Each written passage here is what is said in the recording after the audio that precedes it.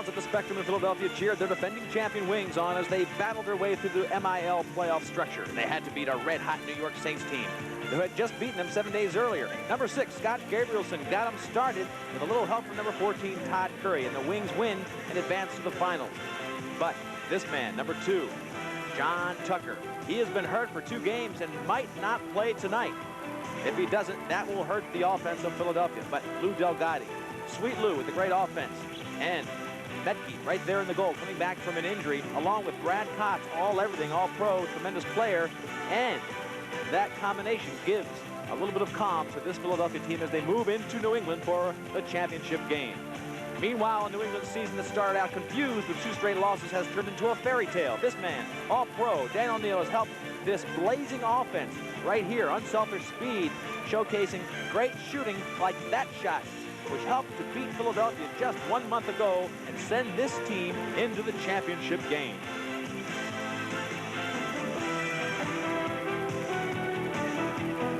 Tonight, the defending champion Philadelphia Wings attempt to make MILL history against the league's Cinderella club, the New England Blazers.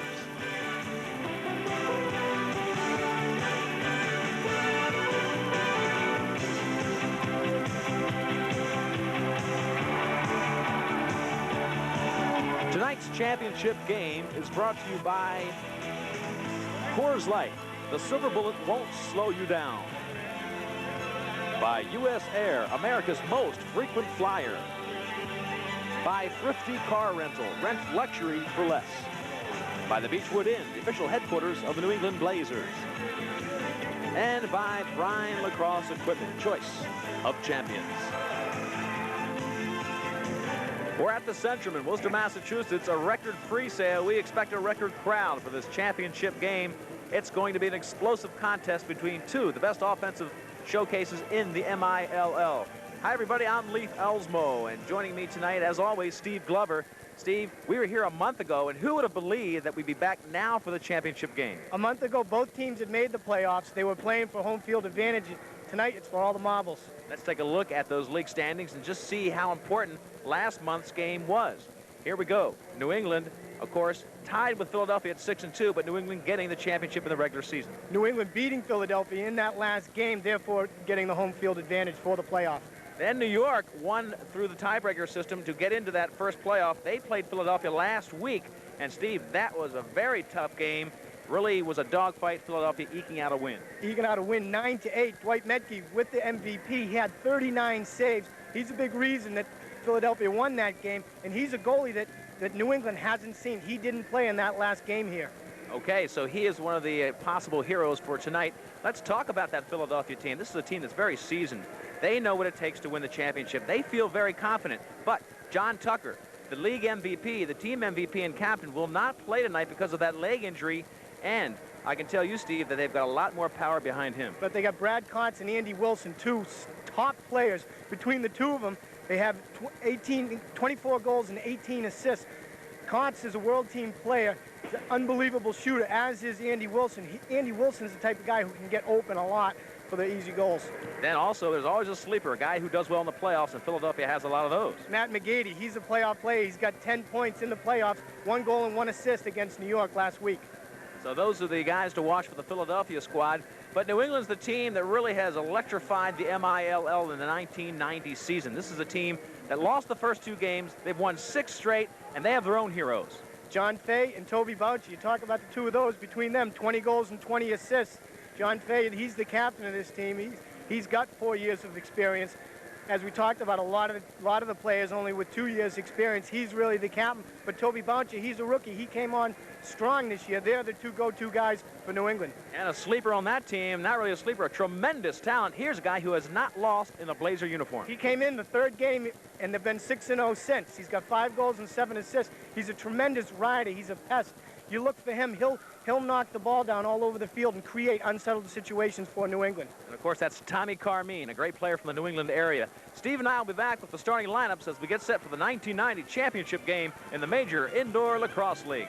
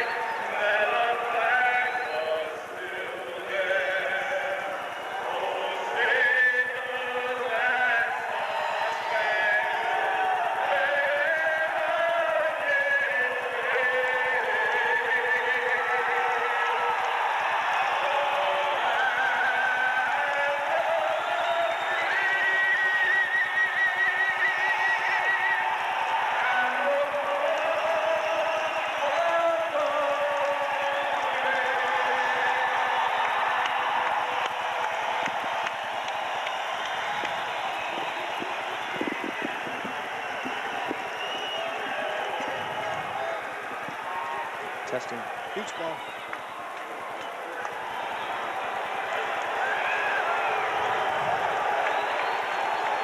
Barely. Testing.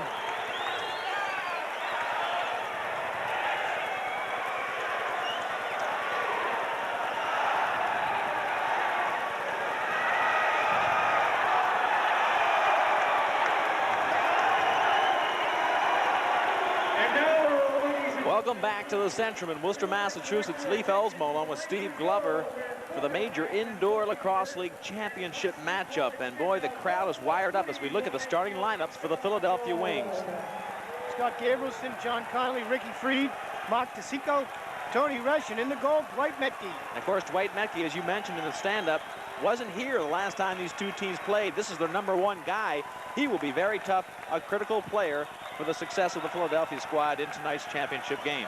You see the lights just warming up. The introductions were just completed, and that's why it's a little bit dim for your TV viewers. New England Blazers starting lineup.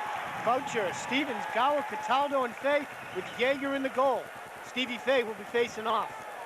The face-off will be very interesting as we see John Yeager starting, and they've worked that around differently throughout the years. We look at Yeager warming up. Steve, he's had success both ways. Frazier has started one, O'Neill sometimes, Yeager other times, but I think it's safe to say Dan O'Neill on the second team All-Pro MILL is his #1 guy. He's saving him for the second half. Well, you talk about they start with Yeager last time against Philadelphia because O'Neill was traveling up from New York. They won that game. Maybe he's just going with that kind of rotation.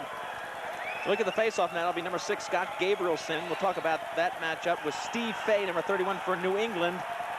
And Steve Fay really got the draw, but possession not yet for New England. Finally, chased down in the corner, it's Cataldo. He comes right through the crease. Yeager watches him go through against tough defense by Gabrielson for Philadelphia.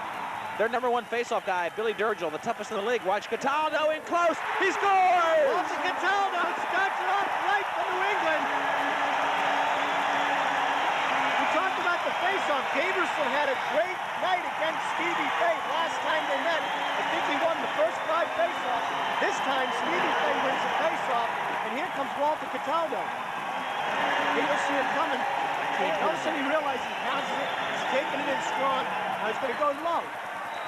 Players one right between the 5-hole. Tremendous shot by Cataldo, 1-0. The New England team getting off to a fast start. This is a team who hasn't played. This team has not played for 3 weeks, Steve. They were worried about the layoff. Looks like they've got fresh legs, if nothing else. Right back in it. See Johnny Fay up at the top, back to Cataldo again. While Cataldo gets the ball checked out of his stick. Philadelphia, the defending champion team, playing without their #1 player, John Tucker, who's here tonight, but not in uniform. Cataldo on a moving pick. Ball goes over to Philadelphia. Less than 1 minute into the first period of play, and it's already 1-0 New England. They got that first face-off. I was starting to talk about Billy Durgill, who is the #1 face-off guy for Philadelphia. He is not here tonight. Here goes Gabrielson.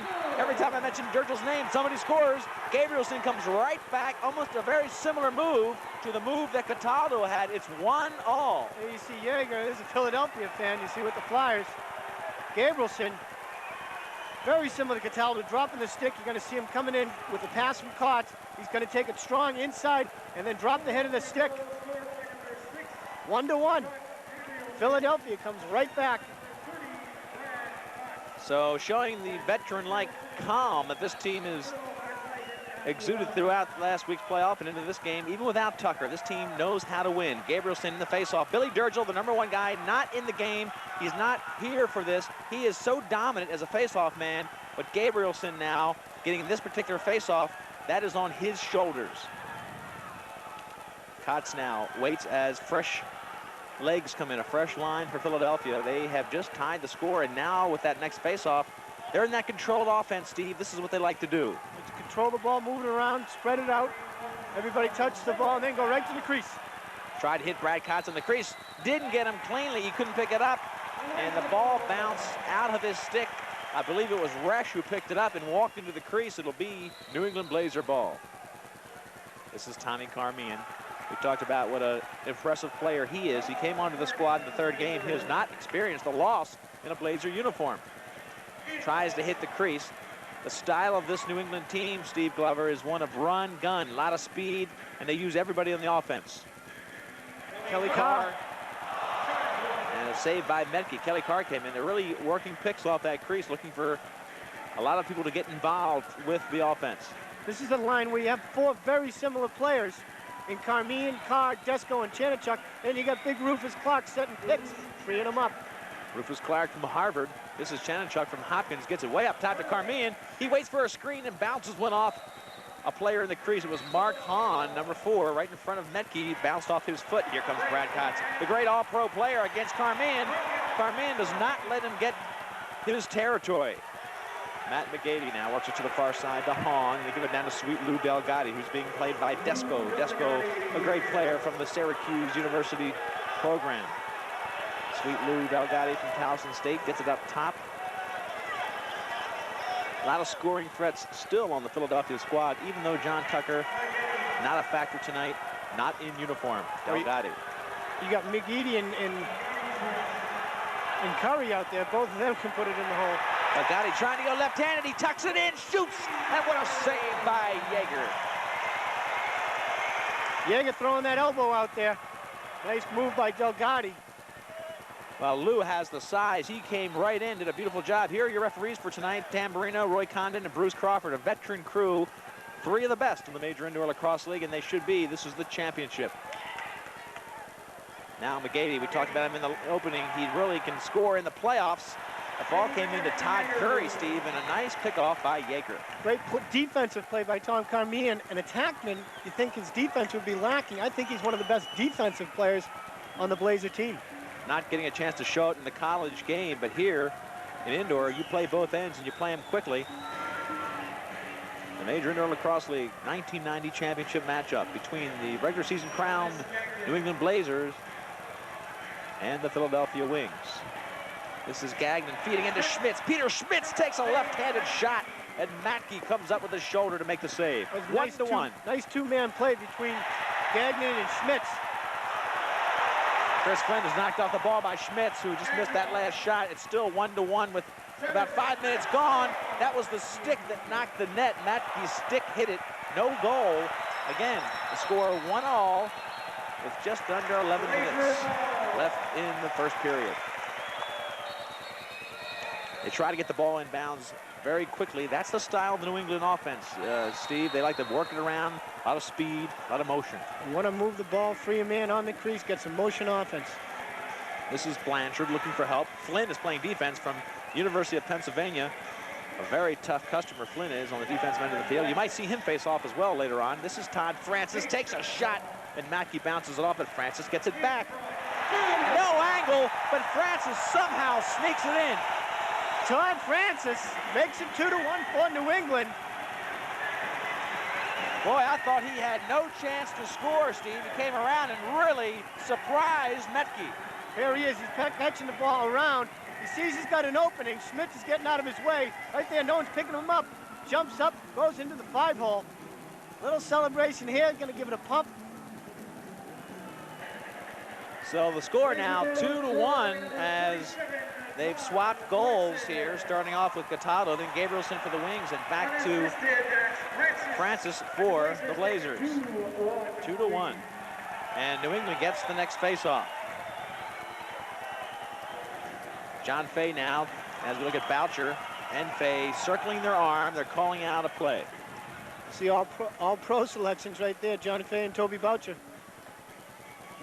This year, the first year for the Major Indoor Lacrosse League to announce a first and second all-pro team for the 1990 season. Here's Boucher. He's got a left-handed shot. He rocks it off the pipe. Just missed picking up the 3rd goal of the game for the Blazers. Here he comes again. Still has control. Stepped in the crease. Cut it too fine. Boy, but what a rocket shot he had out front. Matke had nothing to say about it. It just missed clearing the pipe. 9:27 left. 2-1 Blazers lead. This is first quarter action from the championship game. Lee Fells, Malone, Steve Glover. And the crowd is ready for action. They've waited 3 weeks to see this team get their own chance for a world championship here in Worcester, Mass. lines change for New England, and Philadelphia, that's what Ron Frazier likes about playing Philadelphia, as we look at the whole team for New England instead of going and change. With that little or no pressure, Philadelphia drops back. They'll wait for you to set up. They like to set up the defense patiently. They like to set up their offense patiently. They don't beat you with a big transition game. They know coming in that New England likes to run. They're a fast team. They like to get back. Kelly Carr trying to get it behind the goal. McGeady comes back and just absolutely levels him. And they say they obstructed.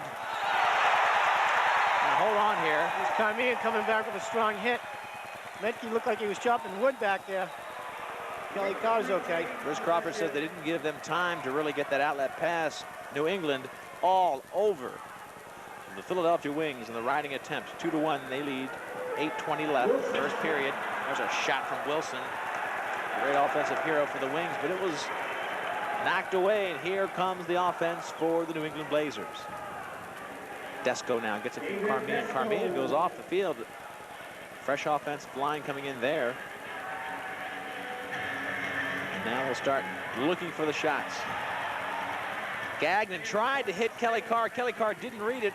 Kelly Carr cut left, and Gagnon thought he was going to cut right. Could be a fast break, but the lines are changing. There's little or no help. A lot of extracurriculars going on. Seeing a lot of slashing, and then retaliation slashes going back and forth. Philadelphia really out to defend their title. They're going to do it any way they can. Wilson and Desco really going at it. Philadelphia playing last week against New York. They had to win that one, and they did. 9-8 to get here. Shot in close, knocked wide. So they've played lately, but New England really hasn't played in 3 weeks. And Steve, they don't practice every day. That's got to possibly hurt their conditioning for the indoor game. If you do it once or twice a week, you may not have the leg strength that you have during the season. You see how it happens to coming down the third and fourth quarter. Talked about it being a fast team. Saints down the offense as they work the ball around. That was Holthouse taking the left-handed shot. Here's Todd Curry from Syracuse. Looking into the crease, he finds Flynn, and Flynn bounces one off the pipe. Nice catch by a fan. So a lot of shooting and scoring early, but not of late. 2-1, the Blazers lead. The quarter opened up with Cataldo scoring, then it was Gabrielson answering to make it 1-1. Todd Francis put one in for the Blazers to give them that 1-goal lead. Timeout called at 6:51 left in the first quarter. And there's Dave Evans. Both teams got a good run up and down the field. Evans calls the timeout. Evaluate what's going on, what we want to do, defensively as well as offensively, now that we see what both teams are doing. Evans having to do a lot of coaching. As we look at Ron Frazier on the one side. Head coach, what a year he's had. He was 1-7 last year. They lost the first 2 games this year, and they haven't lost since. Ron Frazier has a team that is scorching red hot. Won the regular season by virtue of that win against Philadelphia during the regular season. Ended up 6-2 as well as Philadelphia. And now here they are hosting the championship game. Johnny Fay, all-pro, first team. He starts the offense, calls a play, gives it over to Boucher, goes in, makes a cut. Players open to the crease. Fay comes back from after making the pick for the cut and gets the ball. All the way across the cylinder, and the ball being pushed around, finally being picked up by Chris Flynn. Flynn with a nifty move to get out of harm's way. Fay playing defense. Now McGeady gets back to Flynn. Over to Curry. Todd Curry sets up as fresh players come on. Ricky Freed calling a play from the far corner. And now we'll see what happens. Lehman now. Pat Lehman hits McGeady. Back to Lehman. Looking for help. They're taking their time. They're switching lines. 6:02 left. Let's see the shot clock. Shot clock's down to 15. You've got a 45-second shot clock. They've got to hit the 4x4. John Connolly's got the ball. Connolly just came in off the bench. That's plenty of time. 10 seconds for John Connolly. He's a shooter. And the shot clock down to 3-2. They're going to lose possession, and they do. You've got to hit. They've took their shots, but you've got to hit the 4x4 to reset that shot clock. Metke smartly tosses the ball down the other end. Talking about John Connolly, the shooter. He's got a nice face dodge. It freezes. He acts like he's shooting. He's faking it. and then it gets by a lot of players and then lets go that shot. 2-1, 5:30 left. And New England on the offense. Started out in rapid fashion. 3 quick goals. Chanachuk now moving it back and forth, but no scoring for the last 6 minutes. Kelly Carr tries to get it. He cannot against the tough defense of Pat Lehman. Carmean goes back to get it. 16 seconds on the shot clock. Carmean checks the scoreboard. He's got to look behind the goal to see the shot clock, though. Carr in close to Clark, and Rufus Clark just couldn't quite find the white net. Chanachuk gets it. 4th. Now they reset the shot clock. And Carmean has possession. For a moment, they did not, and I thought they were going to run out of time. Check there beautifully. Here goes the transition game for Philadelphia. Gabrielson all alone on Carmean. Carmean wraps him up. Drops the stick so he doesn't get a penalty. Now he has to pick back up on that stick, and he does, and gets the ball. Nice play by Carmean. Nice play by Carmean. He fell down, lost the ball. Gabrielson had about 5 yards on him. He caught up to him, takes the ball away, gave it back to his goalie. Line shifts again for New England, and Ron Frazier is having an easy time at that because Philadelphia is dropping in, not letting New England beat them on a transition game. And that may end up paying dividends later in the game for Philadelphia because New England certainly can burn teams with their speed. Ball still out of control in the corner. The crowd waiting for something to happen. This crowd is ready to get electrified, but they want their team to start cranking up the offense. Ricky Freed comes down for Philadelphia against Lloyd Byrne and 3 other Blazers. So he turns back, gives it up to Kotz all the way over to Martin. Martin comes in, takes the defensive hit, and drops it in. And they're going to say a goal. Tamburino says a goal, and he was absolutely right, Steve. The goal was knocked off of the plane, the marking on the turf, but the ball did hit the surface and bounce into the corner. Into the back of the net. 2-2. Gary Martin, All-American out of Penn State. Watch his face dodge. He's going to take it that extra step. Right in there. And tuck it in. That's a goal. Right, no question about it. Great play, tiptoeing on the goal crease. There's a good look at Martin, and he did a beautiful job of getting Yeager to lean all the way to his right and commit. Yeager was way out of position. He was leaning on the net. The net's not anchored, so you saw it move a little bit. But Martin had already bounced that shot up into the left-hand corner. 2-2 with 3:30 left, first period. Gary Martin, 6th goal of the year. Johnny Faye for Blazers.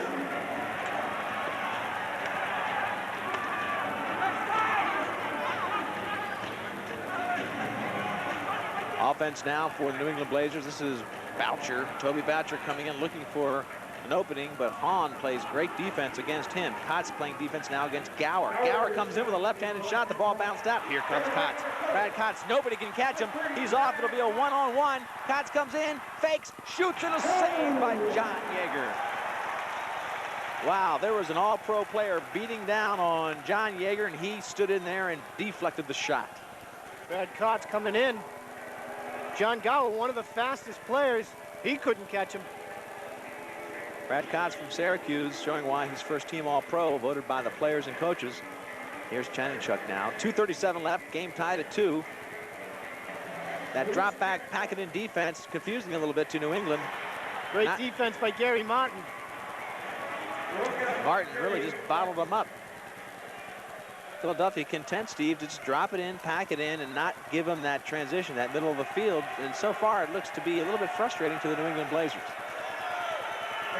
Matt McGeady now comes in with that long hair flying, looking to get the offense going for Philadelphia. He was 1-1 last week, 1 goal, 1 assist against New York. Here's Todd Curry comes in. He'll have a shot, and Yeager makes the save. Almost lost it, almost scored. Curry coming in strong with a nice shot. Chanachuk to Carr. Kelly Carr scores. 3-2 Blazers. Chanachuk to Carr. Kelly Carr doing the best thing he could possibly do right there, and that is just shoot it. He got a nice pass by Bruce Chanachuk. Caught the ball, practically a quick stick.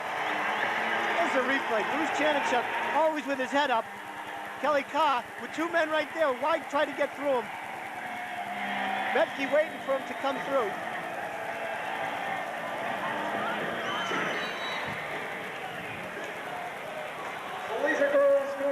So now the face-off. We'll take a short break. The score 3-2. The Blazers lead, 1:40 left. Stay with us.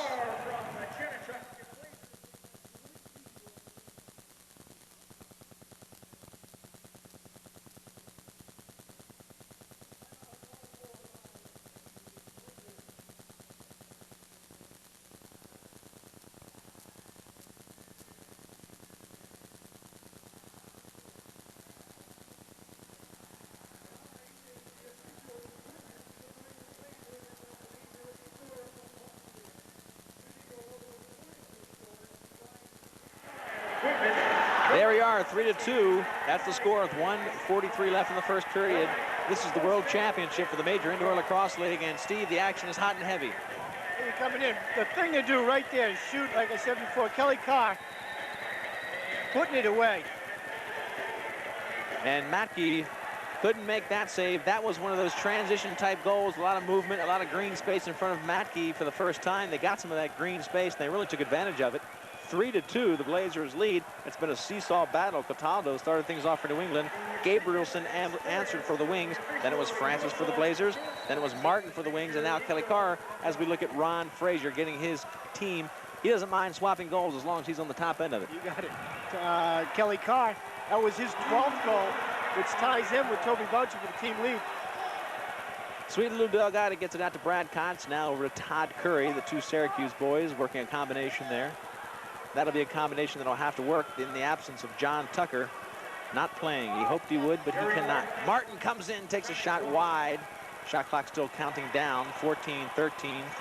Now it resets because of the possession loss, but they still haven't cleared the ball. Watch out for Martin. He's looking for help, takes a shot and bounces it off of Steve Fay. Steve Fay playing a little goaltending there. Less than a minute left, first period. Curry again with that first string offensive unit. Kotz now taking his time. He wants to be overplayed. He feels he can go ahead and beat the man. There he takes that left-handed rocket shot. Many of the coaches will tell you, Steve, that they think Brad Kotz is the purest, or the most pure shooter in the league. He's got that stick that doesn't have much of a pocket. A lot of excitement here. Find the camera. A lot of excitement here at the Centrum, Steve. We got the, hopefully we can see him later on. What do they call, what does he call himself? The mascot over there? Oh, the Blazer Man. The Blazer Man, in section 121, or right below section 121, 122. The Blazer Man wears a helmet, a Blazer uniform, and he pounds that stick up there in the seats. We'll get a shot of him before the game's over. Johnny Fay now sits at the offense, 16 seconds. They're going to try to get one shot before the period's up. 13-12, counting down, 3-2 they lead. They get it in close. Now out front. 8-7, the crowd counting him down. They need a shot. Boucher comes in, takes the shot, but a save by Metke as time runs out.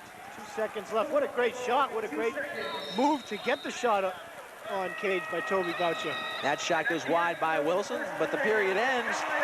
Hey, what about that crowd here at the Worcester Centrum? They love it. Frazier has a 3-2 lead, his New England Blazers do. And they're holding on against a very seasoned defending champion Philadelphia Wings squad. We'll be back with second quarter action. Stay with us.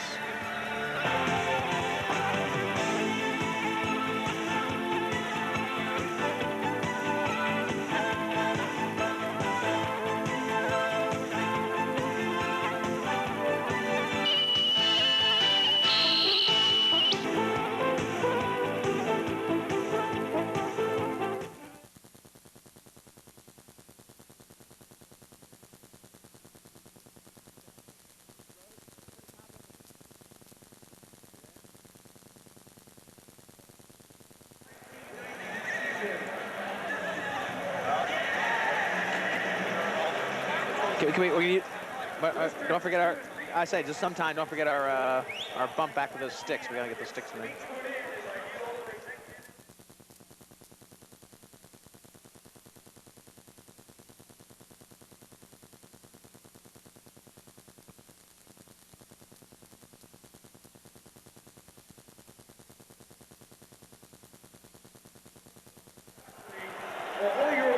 Just ready to start the second quarter. Leif Elsmo and Steve Glover, the World Championship for the Major Indoor Lacrosse League in New England, scoring first in this game, holding on to a 3-2 lead. Here's Toby Boucher, all-pro. He's going to come in, take it strong. A great shot. And this was the last seconds of the first quarter. That was the last shot they took of the quarter, beautifully timed by the New England squad. And here you go, Cataldo starting out, and New England, or the Philadelphia squad, though, answering every offensive push so far. They've been trading goals. Cataldo, Gabrielson, Francis, back to Martin, and then Kelly Carr for his 12th. So we're getting ready. 3-2 is right, getting ready to start the second quarter. The face-off men remain the same. Number 31 for New England is Steve Fay. He wins that battle. He's been pulling the draw. Gabrielson lost it, but look at, he now has the ball. So Fay has been pulling the draw back, but that particular situation, it was back to a Philadelphia player, so they end up getting possession. Ricky Freed from Towson State now looking all the way across. They're finding Pat Lehman, played at Loyola. Freed will shoot from there, the left hand. He finds the corner on Yeager, all tied at 3. You see Freed from about 20 yards out front. He just lets it fly. Nothing fancy, just smoke. Right by Yeager, there you see Johnny. Yeager didn't budge, Steve. I think he thought the angle was closed down.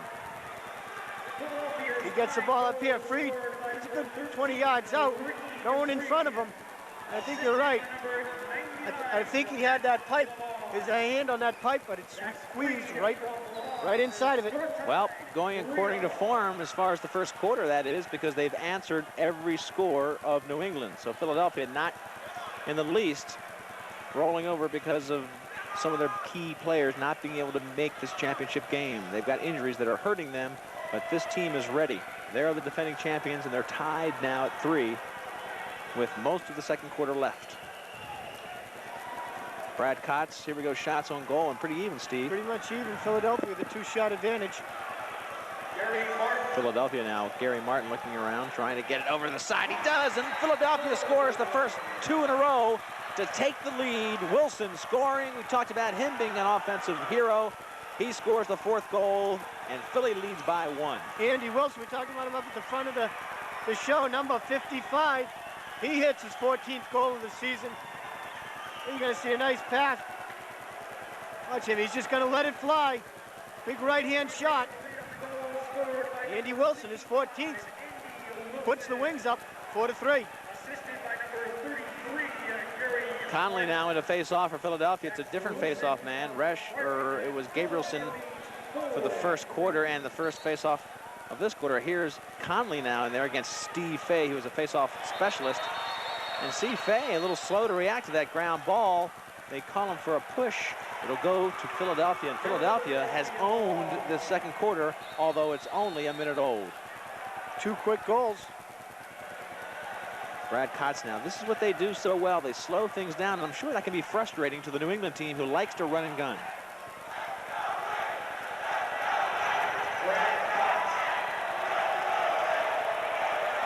Matter of fact, you hear a lot of cheering, and it could be from Philadelphia. Saved by Yeager. You look around, you just heard a Wings chant. Yeah, so Philadelphia. Go Wings, let's go Wings. They have some people up. Philadelphia has an amazing following. They sell out so frequently down there at the Spectrum, and they bring a couple thousand fans with them to these games, and they're pretty vocal here tonight. They sold out their last playoff game against New York, 17,700 at the Spectrum. Blanchard now trying to even the score. They're down by 1. New England just falling behind for the first time. Gagnon trying to make a move, but giving up no ground as the Philadelphia Wings defense. And that was Gary Martin, who did a beautiful job of not sacrificing body position. Martin beating 2 players. Schmitz is the last one he beats. He looking for help out front. And now here's Hahn, left-handed shot, 3 in a row for Philadelphia. Hahn lets it fly, but give credit to Gary Martin. Great hustle playing defense, picked the ball up, ran all the way back behind the net, and found Hahn. You see him there, getting the high fives. And this team is fired up. The bench is absolutely going crazy. Good, nice look-away pass by Martin. And we're going to get a nice pass to Hahn, and he fires it in there. And you saw how psyched up he was. When they announced his name at the beginning, even though it's in New England, he sprinted down the field, screaming and yelling and pointing at all the fans. He's ready to play tonight. He's an energized player and one of the veterans on that Philadelphia squad. Boy, they are here to play 3 straight in the second quarter. They lead 5-3. They open up the second quarter down by 1. They've taken over since then. John Fay comes in. He made a great move, but had nothing left for that shot. And a little bit of enforcement there. We'll see if there's a call on that or not. Nope. John Fay really didn't retaliate. He wanted to go ahead and bait a penalty. Get a penalty. But Bruce Crawford not going to go that way this time. Crawford, the referee, didn't go see it that way. Here's McGeady, 5-3, Philadelphia in the gray and black, leading. Philadelphia, 3 goals in the last 3 minutes. It's been all Philadelphia. McGeady with a shot from out front, and Yeager a little bit, maybe surprisingly, has let some of those shots from outside go in. I suspect if you get another goal in, you're going to see Mr. Dan O'Neill come into this game pretty quickly. Yeager with a very hot, very good first quarter, but maybe switching ends here has not done him any justice. He's not having as much success down here at this end. Ball loose, Boucher picks it up. Boucher looking to clear it. Here go the wheels. They finally get a little bit of running going in. New England looking to run it. They do. Stevens can't pick it up, though. Ball comes in, and Philadelphia drops back beautifully. All the way across to Boucher. McGeady is going to play defense on him. So now they have to pull back again, Steve, and really set up their offense, something they don't like to do. And Philadelphia, I think, is doing a great job of frustrating New England by making them play their tempo. New England wants to run and gun every time they try. There's always the Philadelphia team's already back in the hole. Ball loose. It could be trouble if somebody can pick it up. Everybody playing bodies. Nobody gets the ball. Now finally Carmean does all the way across. This will be a shot, and Carr takes one wide to the goalie Metke's left. Rufus Clark down low. Carmean looking for help into the crease, and a good shot again by, that was Desco, who went just wide of the 4x4. Whoa, good pressure series there on Metke. Got a few shots off. No goals, though. They're still down by 2, 5-3. Philadelphia leads. 10:40 left, second period. Gabrielson gives it off to Conley. I'll tell you what, this is the Wings contingent cheering. I think they've got the Centrum fans stunned and a little bit intimidated, not only on the field, but in the stands. A wraparound shot by Gabrielson just missed the far pipe.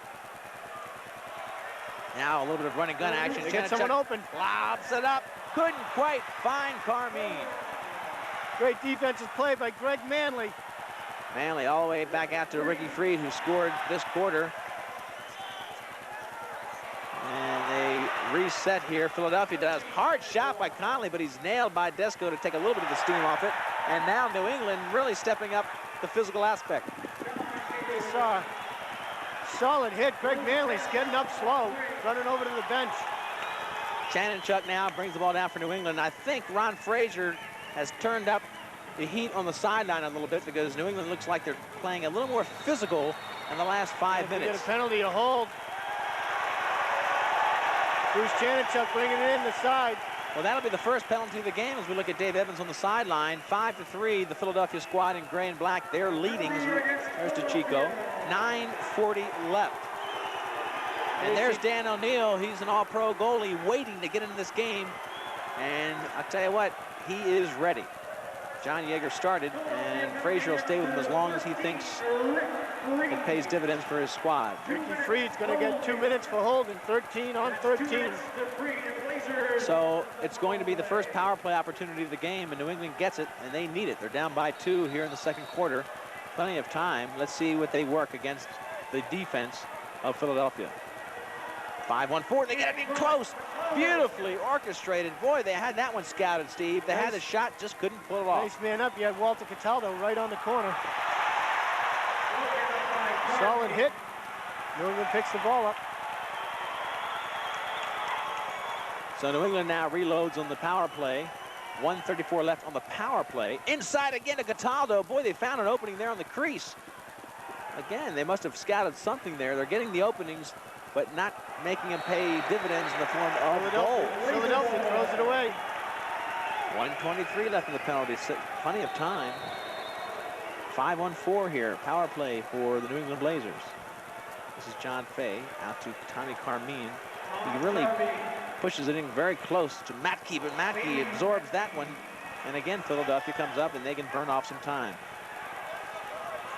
Ball lobbed up to Martin. Martin could be an offensive threat here. He pulls back against the defense of John Fay.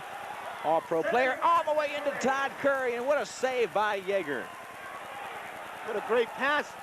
Gary Martin to Todd Curry. Todd Curry in one-on-one. Could have a car right here. All alone. Can't beat Metke. What a play by McGeady. Now back to Johnny Fay. Johnny Fay shoots and McGeady again with the save. Putting some pressure on. They're getting the shots. What was that? Carmean takes another shot, and Metke, you talked about him, Steve. They had not seen Metke. He was the difference against New York to get Philadelphia to this game. He had 39 saves last week, and he's the difference in the second quarter. It's just an excellent save on Kelly Carr one-on-one. He had about 3 excellent saves in the span of 30 seconds. Taking over the game, Dwight Metke. 13 seconds left on the penalty. And they give the ball back to Philadelphia, so they've effectively burned out this penalty. They've killed it beautifully. Here's Brad Kotz. He'll shoot. He comes in against Yeager. Yeager makes the save. Goes off of Yeager into the net, so that'll be possession to Philadelphia. But what a nice job. 4 seconds left on the penalty, but with Philadelphia having possession, they will kill the penalty. McGeady now against Kotz, now against Blanchard. McGeady not that big, very strong though. And Conley shoots from out front. Gotta watch that McGeady. You like to call him slippery, Steve, and that's what he is. I guess he'll get in between the cracks. We saw him a nice pass over to Conley. Conley, he's got the cannon on that team.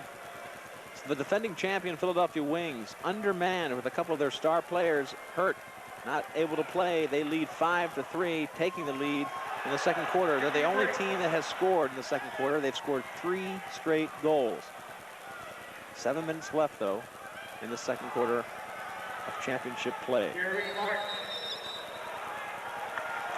Little pick and roll. Roy Condon calling a moving pick.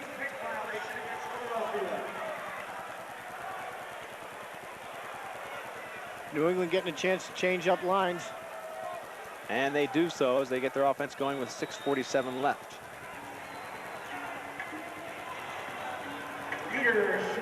New England needs a goal badly. Schmidt's now looking for help on the crease. He's going right then left, looks to the far side of the cylinder, gets help in close. Todd Francis, who has scored already. No help for him, though. Kelly Carr is the last guy who has scored for New England. As we look at Metke, that's the guy who's been the difference so far. Here comes Todd Francis. You can find Gagnon. Here comes Blanchard. No defense on him. Hahn comes behind, though. We'll look at the speed of Hahn. Beautiful job. And nice check by Peter Schmitz. Excellent job. Ricky Freed had the ball, did not sense Schmitz behind him. 5-3. Philadelphia still leads. 6 minutes left. Schmitz now looking over to Gagnon. Gagnon trying to work some cutting offense out in front. Gets it inside to Lloyd Byrne. Great play by Freed. Over the head check. You had a sense Lloyd Byrne might have a big night tonight, Steve Glover. He's in playing for injured Jack Piatelli. He's played a couple games earlier in the season, but this is his first game in a couple. He hasn't played in a couple games, so you never know what's going to happen. Ricky Freed gets it in close. Back to Hahn. Hahn shoots, but a good save by John Yeager. And Frazier, Coach Ron Frazier for New England, staying with Yeager and may pay dividends if he can get out of this quarter. All he needs is a goal or two. They're still very close. Great play by Metke. He just saved a goal right there. He came way out of the goal to do it. Conley comes in, shoots, and the ball bounced wide. 5:13 left. Metke really plays the full court well. Now let's see what the call will be for Roy Condon. It hit the open box area where they were switching players right to the right of that Coke sign. Tell you, Metke right there, I thought saved the goal. If he didn't come out there, Cliff Blanchard would have caught it. He was halfway, he was out of the goal. Situation was one of those lob shots, Steve, where New England was really using their speed, and he came out to cut it down. Carmean with the left-handed shot just missed the net. And here on the other end is pretty much the same situation where Yeager's got to come on to get that one. Absolutely. 4:45 left. 5-3 lead for Philadelphia in the gray. This is New England working the ball around into the crease. Another shot on Metke is turned back. What a game Metke's having. Behind the back shot, Dave Desko. Metke coming up with the save. Gabrielson now for Philadelphia. We'll see if they change players. McGeady, they're waving him off. They will get some fresh legs on there. Scott Gabrielson, good size as he gives it off to Ricky Freed. Now a player coming in fresh and a hard shot by Wilson. Boy, he came off the bench just wanting the ball and took a shot on the move. Freed sneaks it into the crease to Gabrielson, but knocked down by New England. Possession lost by Rufus Clark, and Philadelphia will get it back. So they'll take a timeout on the field right now with 4 minutes left. It's 5-3. Philadelphia leads. We'll take a short break and come back with our second quarter action. Again, 4 minutes to go, and Philadelphia, the defending champions, holding on to a slim 2-goal lead.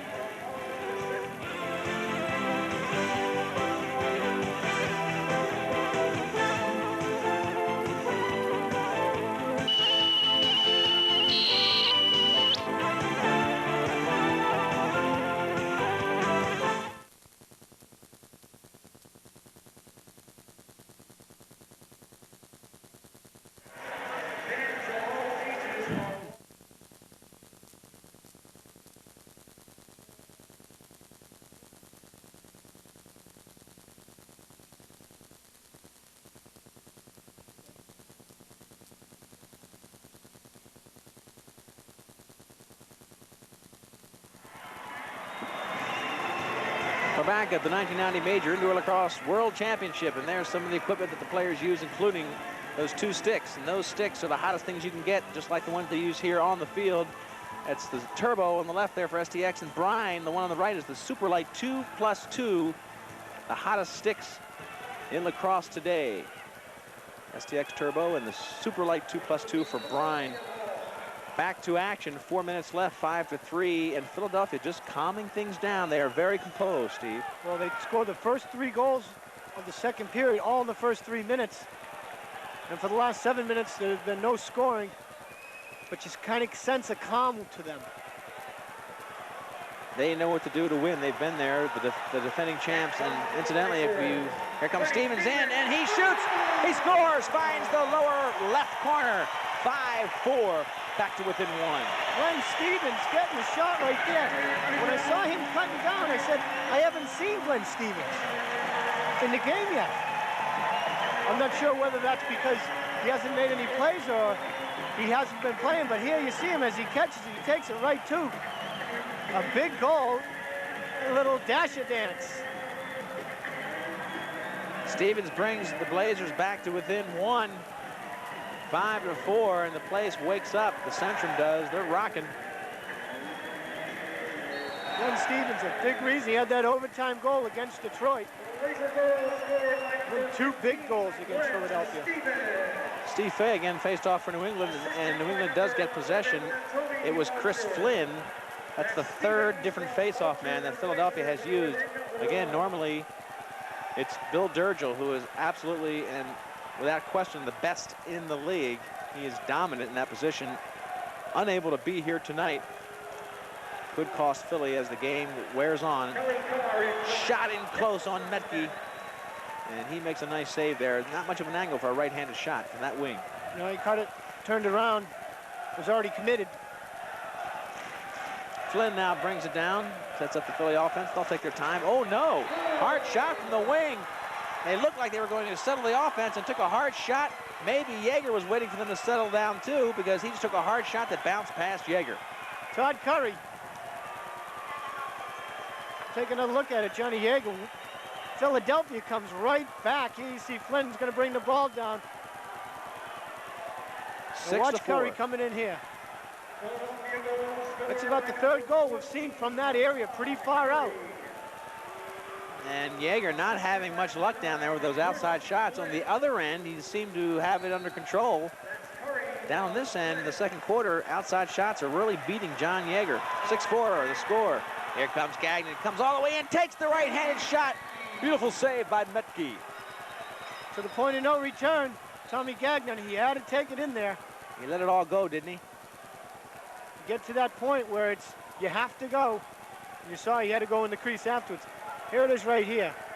Right there, he has to go right there. He's going right to the crease. He gets the push by Resch. There you see Metke coming up with a big save. Good defensive play. Good play, all 3 positions. Defensively, Tommy Gagnon bringing it in, and Metke with a nice save. Kotz now getting the offense for Philadelphia in motion. 6-4, they lead by 2. They've owned the second quarter. 2:26 left in that second quarter of World Championship play. Todd Curry takes a shot. The ball bounces high and wide. Conley now back to McGeady, all the way across to Todd Curry. He quick sticks in the 7th goal. Conley to McGeady to Curry. Those are 3 quick passes. You know, those guys know what it's like to work together. Curry, back-to-back goals. Watch this, Conley gets the quick pass. He just picked that up to McGeady, who looks right across over to Curry. Curry wasting no time. You didn't even see that shot. It was in the goal. 2nd goal, 2nd straight goal for Todd Curry. 7-4, back to a 3-goal cushion for the Philadelphia Wings. Matter of fact, that's the first 3-goal cushion of the night. Johnny Fay gets the face-off. His brother Steve Fay doing a beautiful job of winning the draw. 2 minutes left. Play. Great defensive play on John Fay. Walt came in, Walt Cataldo, you see him right there, came in afterwards, but he got called from behind. Philadelphia showing championship style here. Forced to play in an away arena because they lost the 1 game during the season right here. New England trying to win their first world championship. Back to Gower, he's looking up, can't find anybody, so he circles back. 1:35 left in the 2nd quarter. 7-4, Philadelphia leads, and this is New England with the ball. They need to score here to close that gap. Working in close on Matke, but beautiful defense by Gabrielson. Takes the shot out of Matke's way. Push call. Ball goes back to New England. 1:20 left, 2nd period. Here comes Boucher. Toby Boucher, tremendous player who puts it right into Matke's stick. Now let's see what the call is. Timeout, Philadelphia. Timeout call by Philadelphia. And here's that move on Mecke as we look at a replay of the offense of New England. Kotz taking it strong, the left-handed shot. And Mecke's got the answer.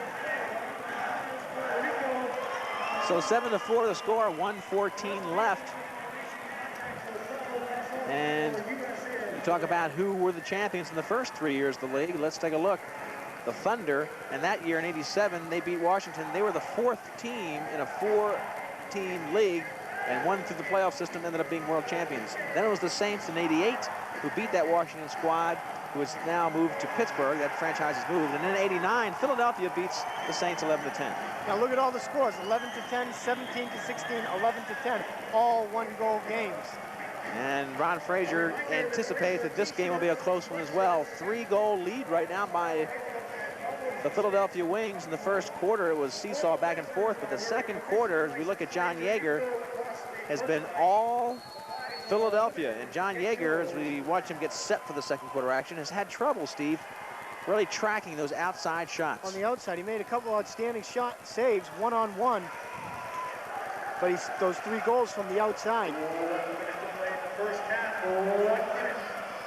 Under 1 minute left in the 2nd quarter, and New England will have the ball and a chance to get that lead of Philadelphia's back to within 2. That's their goal right here. Just get the 1. Chanenchuk from Hopkins brings it down. He's going against Wilson, looking for help on the crease. The cylinder switch on the defense puts him against another Wings play, and that's a moving pick. And the ball will go to Philadelphia, I believe. Wait a minute. They're going to send him into the box. Rufus Clark coming in with a moving pick.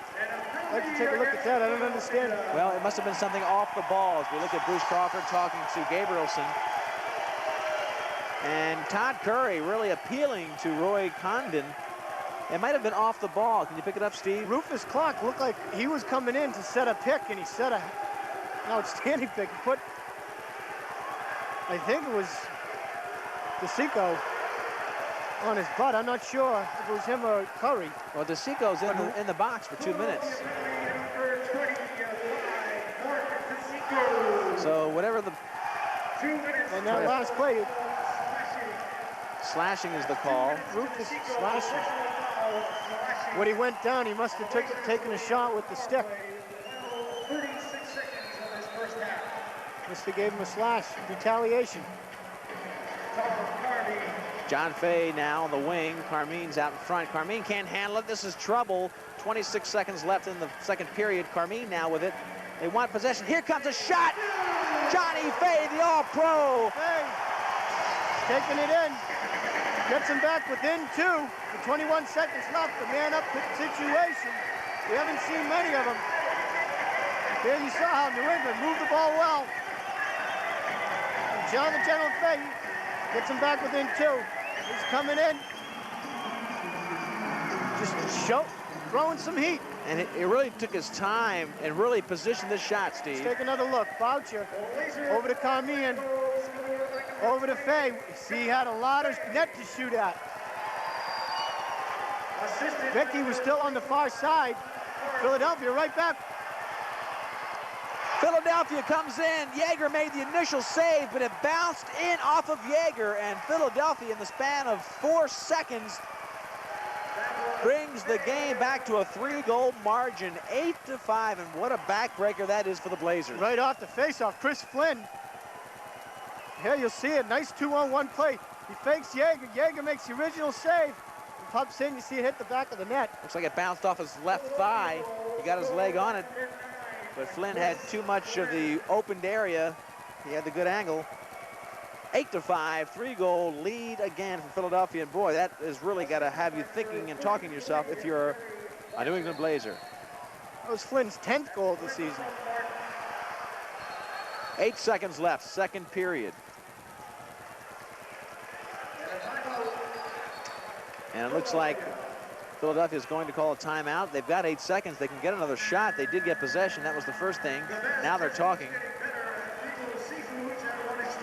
and trying to figure it out. Chris Flynn looking to decide. If they got possession, they wanted to call a timeout and get that last shot. And here they go. Good hard check by Blanchard. 2-1. Second quarter action ends, and that was Blanchard against Wilson. A little bit of push and shove there.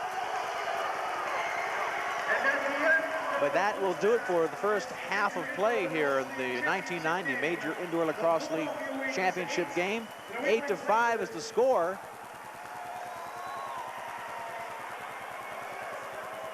And we'll get a chance now very quickly to talk to, hopefully, Dave Evans. We'll hopefully get to talk to Dave Evans. We'll go to a break right now and get into our halftime here of the championship action. Philadelphia leading 8-5.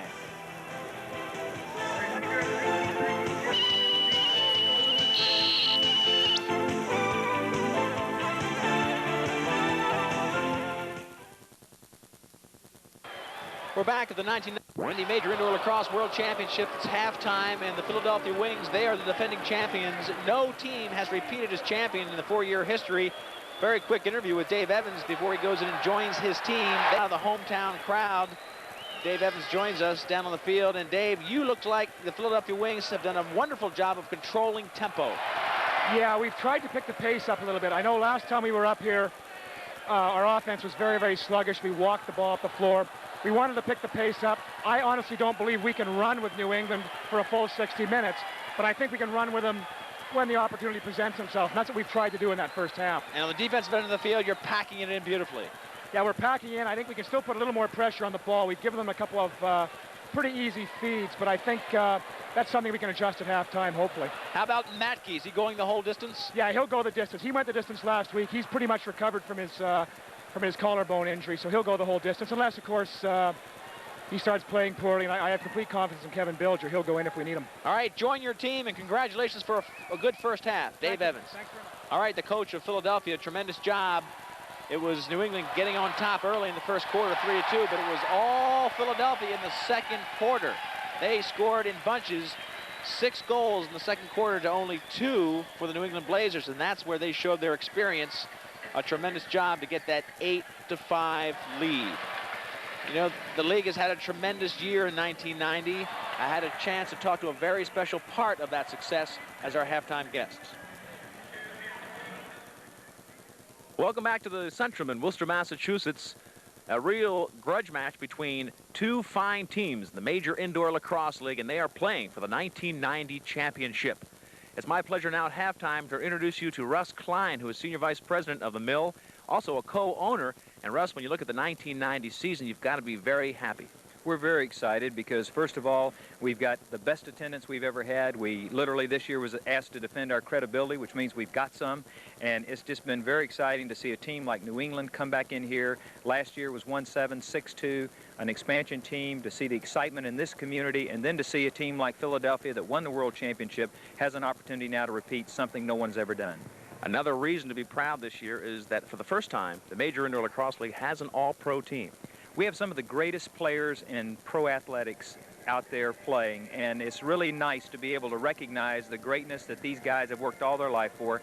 They were especially proud to be a part of this because the coaches recommended players and the players themselves voted on who was the very best, and we chose 12 of the very best athletes in the world, and particularly in indoor lacrosse. All right, let's take a moment now and give you a closer look at the 1990 Major Indoor Lacrosse All-Pro players.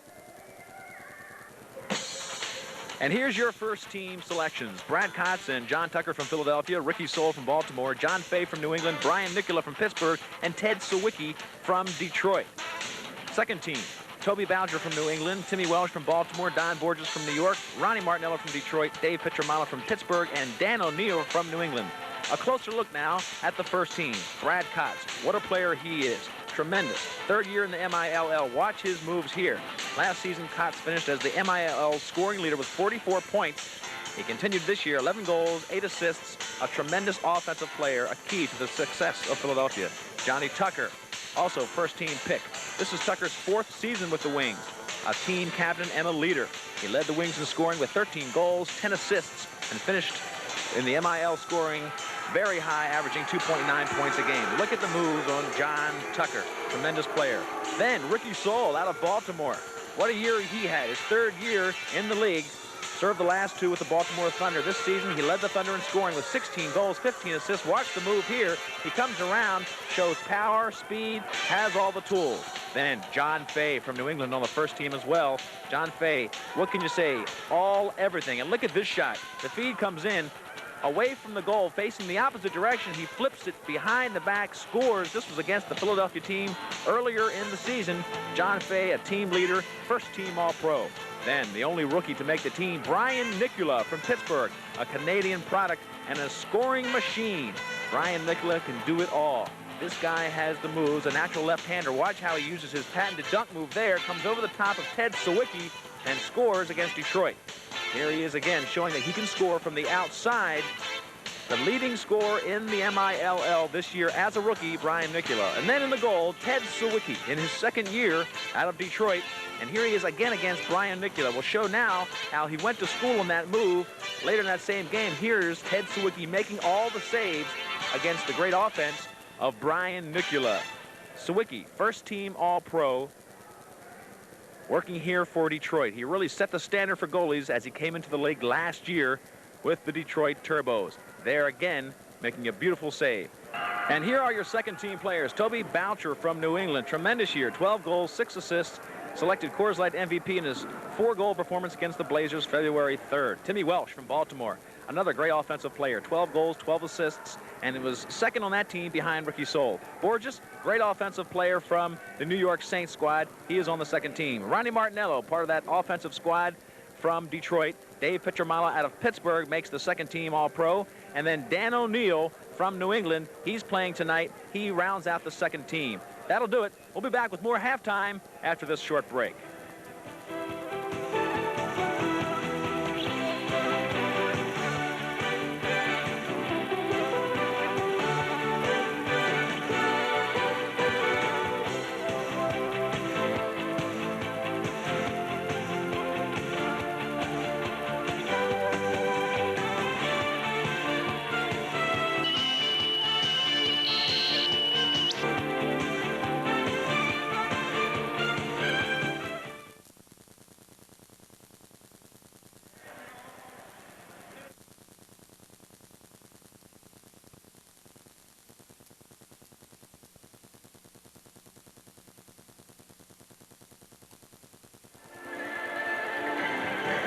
We're back at the Centrum in Worcester, Massachusetts. Lee Elsmo along with Steve Glover, the 1990 World Indoor Lacrosse World Championship, showcasing the equipment right there. Of course, the STX Turbo and the 2+2 Super Light from Brine, 2 of the best sticks in the lacrosse world. There's your score, 8-5. The Wings ahead. They are the defending world champions. No champion has repeated in this Major Indoor Lacrosse League, and they would be the first with a 3-goal lead. They might do it, Steve. They look pretty good. Big difference at the beginning of the second period. They scored 3 quick goals in the first 3 minutes of the game, and that's been the difference, 3 goals.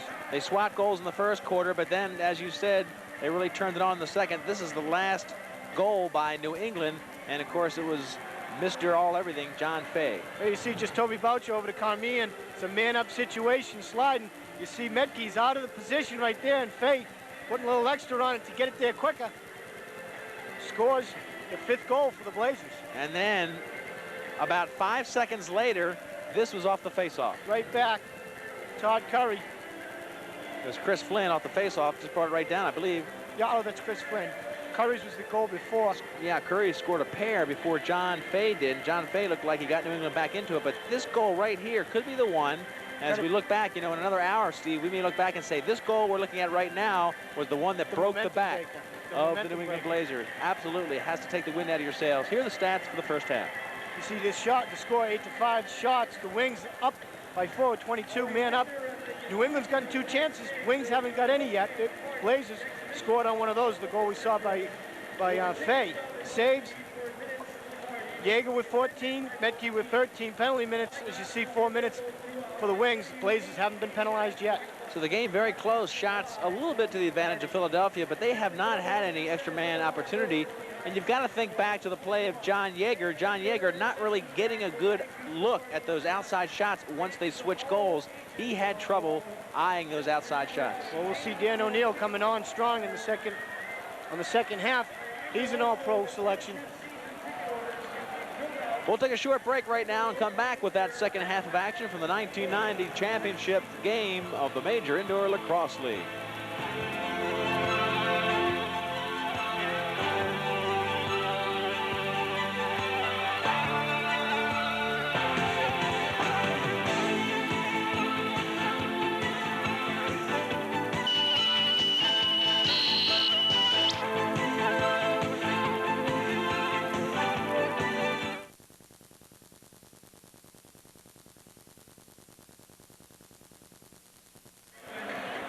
Yeah.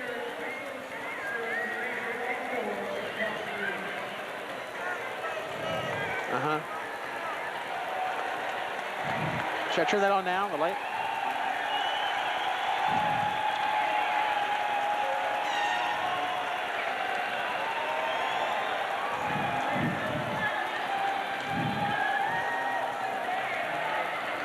Okay. Okay.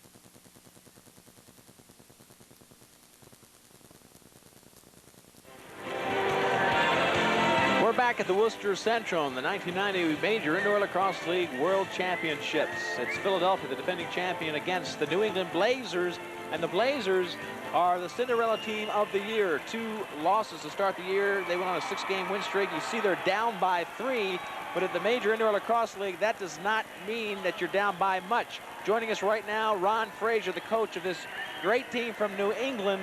And Ron, first quarter, you guys were doing pretty good. Second quarter, Philadelphia owns it.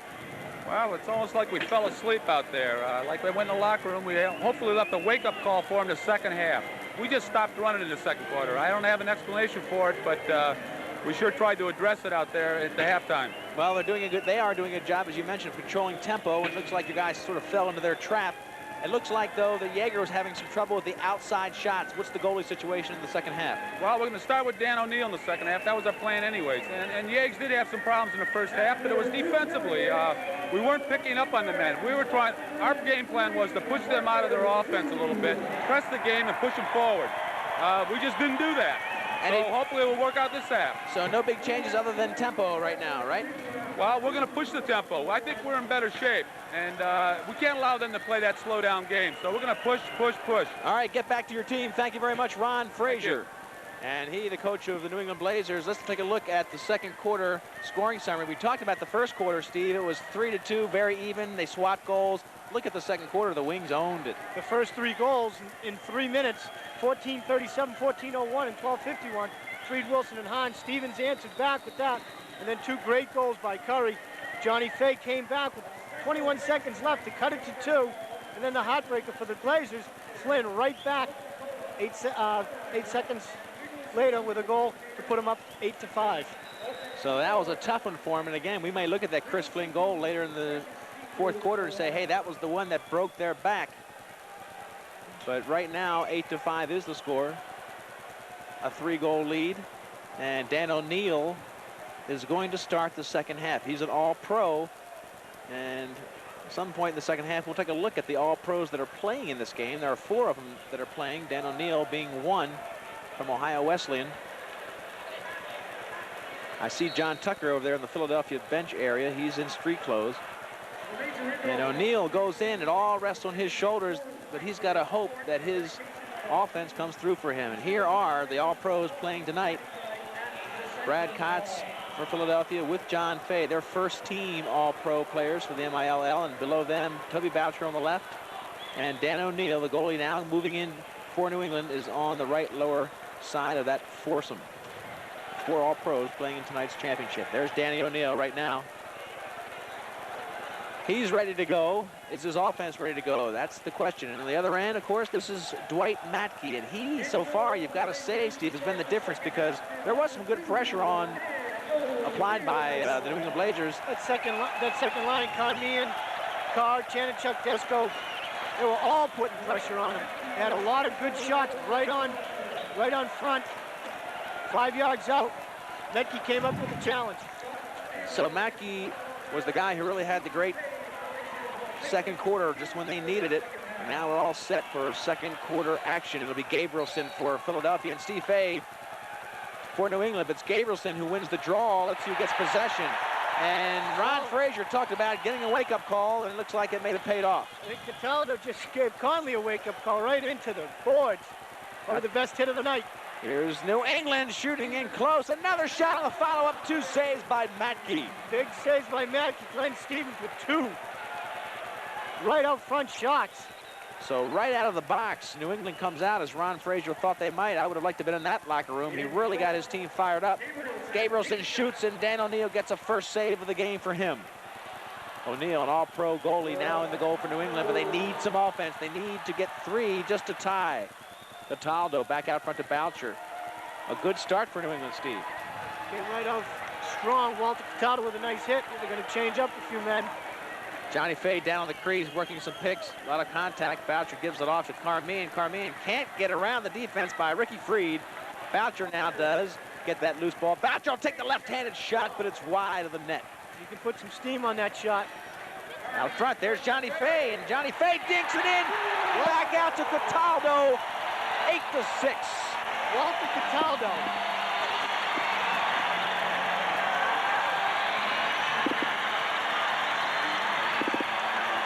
If you had to start a team, a lot of people would want Walter Cataldo as their first player. He came up with a tremendous hit, and you see Johnny Fay, the shot, the rebound at the right place at the right time as Walter Cataldo fires that home. Cataldo's his second goal of the game, Steve, and he opened up the scoring in the first quarter for New England. So in both halves of play, it's been Cataldo pushing the energy of the offense. And here comes Carmean. He takes a shot in the offense for New England, really changing things around, stepping up the tempo and putting a lot of pressure on Matke. Matke came up with some big saves. That was a big one right there. He had a couple on Glenn Stevens. You know, Frazier knew that Matke was good, but he wanted to put consistent pressure on him the whole game and tire him out, and that was what they didn't do at the end of the second period. They certainly are doing it here in the third, though. 8-6. They're down by 2. scoring the first goal of the second half. This is Wilson in Philadelphia, though. They have a 2-goal lead. They are the defending champions. You heard Dave Evans at the halftime saying how they wanted to pick their spots where they'd run with New England. They couldn't. Unbelievable. Brad Kotz bringing it in from the right side. He just picked his spots. O'Neill didn't move, and Steve, you know, O'Neill thought he had every spot covered, but Kotz found the one opening. See Kotz pushing him out to the side. Kotz gets the shot off. So you see O'Neill hugging that pipe. He thought he had it covered. There's the second angle of it. Just a great shooter. And his first goal of the night. And O'Neill really just laid on that pipe, thought he didn't have anything left to shoot at, but Kotz saw a small opening and hit it. That's the 8th player to score for Philadelphia. They have really spread out the load in the absence of John Tucker. Ball knocked out of the stick of Lloyd Byrne. That was Brad Kotz who lost it initially, and that little snowbird would have been a lot of pressure on McGeady, but McGeady comes out and gets it. 9-6, back to within 3, and Philadelphia just matching now those goals by New England. New England needs to string a few of them together, but Philadelphia not giving them any room. Wilson now looks for Kotz. Kotz getting a little bit more defensive pressure. Let's go Blazers, the champs. And I think the crowd likes the energy level of the offense. You know, the results will come. They like the fact that the team is running more here in the third period, much more like the season. The season of success of running all the way through. They got into the 6-2 record. In the corner, 11:55 left. Ball bounced out. Wilson decks Blanchard. It's a nice solid hit. Andy Wilson. Matke gives it back to Wilson. 9-6 the score. Philadelphia just slowing the ball down. They've got time on their side. It can be an ally with a 3-goal cushion. New England has tried to dent that 3-goal lead twice, but it's been answered back both times by Philadelphia. Here's McGeady. Gets it down to Todd Curry. And look at that over-the-head check. Penalty and a man down for Philadelphia. They'll get a free shot here. And this is an injury to Philadelphia. There he is. Chris Flynn was nailed. And he's looking for somebody. He's saying that he was cross-checked, you might guess, because he brought the stick up. The trainer trying to see if he's all right physically. He was really pummeled because he didn't move for about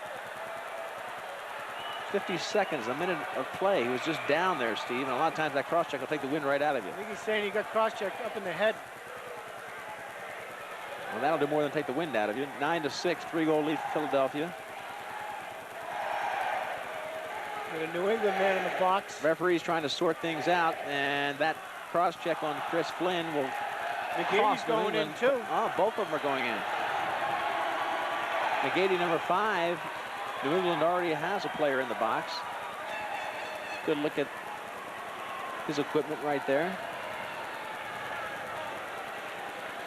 11:17 left, third period, 3-goal lead for Todd Philadelphia. Francis is in the box for New England. So you have to really just guess that it was Todd Francis who leveled the hit on Chris Flynn. Referee is still trying to sort things out. This is crunch time, the second half, and we might get a few of these. Championship on the line. We saw the first 5 minutes, there was a lot of chippiness. Then it settled down to just a little chippiness. And now it's starting to pick up again. Playing for the North American Cup. The best of the major indoor lacrosse league. So now let's see what we'll have. 4-on-4. 2 men in the penalty box. Wait a minute now. 1 5-minute penalty. No, player number 5. Oh, John Conley, what a shot. What a move. We're trying to sort out the penalties, and meanwhile, Conley comes in, gives the Philadelphia Wings the 10th goal of the game, a 4-goal lead, and the Blazers are reeling. Talked about his shot earlier in the game, talked about his fake. Watch this move. Brings him down, stops on a dime, and he's got that cannon. He's just going to let it fly. Nothing you can do on that shot. That thing was moving. That's the 9th player, Steve, to score for Philadelphia. Stop. He's just going to get everything into it. 3-quarter overhand. Francis got a total of 4 minutes. He got 2 minutes rough and 2 minutes cross-check. Well, I was trying to sort that out when Conley scored. Conley putting Philadelphia up 10-6. We've got 11 minutes left in the third period, but it's Philadelphia coming out strong. Another shot on Dan O'Neill. Flynn takes the ball on the wings. Double teamed by New England. And the ball now goes out front to Resch. They'll get some new legs in as the time counts down. So a 4-minute penalty on Todd Francis, a 2-minute penalty on Matt McGeady. So in about 1:30, Philadelphia will be up 5-4 for a power play for 2 minutes. Well, playing some great D. Lehman gets it into Gabrielson. New England had that good offensive spurt early on in the third period. Couldn't get a goal, or they couldn't get more than the one from Cataldo. And so far, it's Philadelphia answering and really controlling the ball. So the ball controlled out front by Kotz. Ball pushed back. And now New England trying to get the offense going. Boucher comes in, looks to the left hand, doesn't get the angle. Back out to Gower. Gower has a shot, and Matthew really cuts down the angle. He comes out about 5 feet, right at the top of that crease. And the goal is only 4 feet by 4 feet. So when he comes out, there's nothing to shoot at. Brad Kotz comes in, sees a little bit of white, and he hits it. Brad Kotz, a shooter. We talked about not much to shoot at, and there isn't. But Kotz seems to be finding it. Second goal of the game for Brad Kotz. Puts the wings up by 5, gives him a good cushion. How many times have we seen this? Him coming down on that right side. Far side, he turns that stick over. That's a little spin on it. So Kotz scores his second goal of the game, his second goal of this third period, and Philadelphia threatening to blow this thing wide open. Right now, the story is a little bit of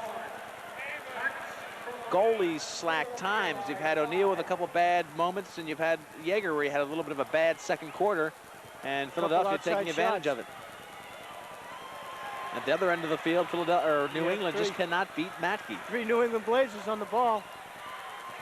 And the 11 Philadelphia wing seconds. picks it up. Steve, you got 11 seconds left, counting down under 10 on McGeady. It'll be power play for Philadelphia at about 3 seconds. Desco might get a shot. Carmean coming behind him. His kid looked to help. He looked inside to Carmean a little bit too late. They got a 3-on-1. Curry's got men on either wing, and he elects to shoot against Dan O'Neill. Boy, he had a guy on either side of him. That would have been trouble. Back the other way. Here's Carmean. Carr coming down. He gives it into Carr. Carr shoots and scores. Kelly Carr did that same thing. Catches it and shoots it. Very quick. Nice pass by Tommy Carmean, doing the right thing at the right time. Settling it. He saw he had 2-on-2. No advantage. Then he turned outside, found Carr. This is Danny O'Neill making a nice outlet pass. And watch Tommy. Tommy's going to bring it down, look at the field, decides not to bring it in, and then looks at Kelly Carr. Kelly Carr doing the same thing he did on his last goal. Catching it, shooting it right away. And Carr did another nice thing. As we look at the score, 11-7. New England needs goals badly. There's 8:59, about 9 minutes left in the third period, and 1:42 on the penalty, so New England's a man down. I was going to say, Kelly Carr came in, Steve, and pushed his defender into the crease and then came back to get the ball. Gave himself some space. Possession goes to Philadelphia. It'll be a power play, 5-on-4. This is the first power play opportunity for Philadelphia. Let's see how they do. This is a team that's made for a power play. They're trying a fake ball trick. Curry had the ball. Wilson pretended he had it, and Curry fed Delegati. And I think Dan O'Neill didn't know where the ball was. No, Dan O'Neill knew where the ball was. The defenseman up at the top for the Blazers didn't know, but Dan O'Neill did. But what happened was they made the nice quick pass down low, and that was the difference. O'Neill's looking at Curry. Curry just puts it over to Delgatti, and Delgatti slams it home. So the defense really looking at the middleman, Wilson, who is moving his stick rapidly. and the focus was on the wrong spot. So good call. O'Neal kind of knew where it was, but he had no defensive help. Open shot. Delegati gets his first goal of the game. Puts him back up to 5. Every time New England's got any kind of momentum, Philadelphia's just coming right back. And Delegati, ball coming in. Delegati, Steve, is the 10th player to score for Philadelphia. Total team effort. Blanchard now. That wipes out the penalty, by the way. It's 5-on-5, all even. We're about halfway through the third period of play. This is the World Championship for the Major Indoor Lacrosse League. Regular season champion New England playing the defending champion Philadelphia Wings. And if the Wings win today, Steve, history is the first. It'll be the first team. Yep, first team to defend successfully their title. Todd Francis came in with little or no angle at all. That left-handed shot, needed to cross over. He didn't. Ball went wide. 7:40 left. 12-7 the score. Philadelphia quieting the crowd. They've had 4 goals to 2 against New England. New England scored first in the second half, but since then it was 3 straight for Philadelphia, 1 for each team after that. Ron Frazier a little bit concerned with 7:24 left in the third. He's got to get something going. They got to get back-to-back goals. And you never know about your big goalie like O'Neal. He may not be having the game, his normal great game. He may be off a little bit. You know, he hasn't played for 3 weeks in this indoor league, and that could make the difference. Matke had a game last week. He's a little sharper. New England now gives the ball to Boucher, getting the offense moving against tough defense. Martin with a great check, pushes it out, but collected. Stevens trying to give it to Boucher. Boucher has a shot if he can pick it up. Gower can't find the handle. New England's very tentative. They're not like an egg on a spoon, that ball on their stick. Here's Martin. So you would have to attribute that probably to the physical play of Philadelphia. They're looking over their shoulders. Not as much looking over their shoulders as they're in a situation where they're 5 goals down. They're kind of forcing it. They have to make things happen. When you get a goalie playing like Matke, you feel like you've got to do supernatural things to get the ball in the goal. They have a tendency to give him a lot more credit than he deserves, even though he is having a sensational game. So let's see how the shooters react to the great game by Matke. They're down by 5. Curry coming in. O'Neal waiting for the shot. Defense applied by Boucher, and Curry comes with the left hand, but Boucher pushed him out the last moment. So timeout right now as the ball goes out of bounds. 6 minutes left in the third period. The score 12-7, and with a timeout on the floor. We'll take a timeout here. 6 minutes left in the third. 5 goals down. New England can do it. Let's see if they've got what it takes to be champion.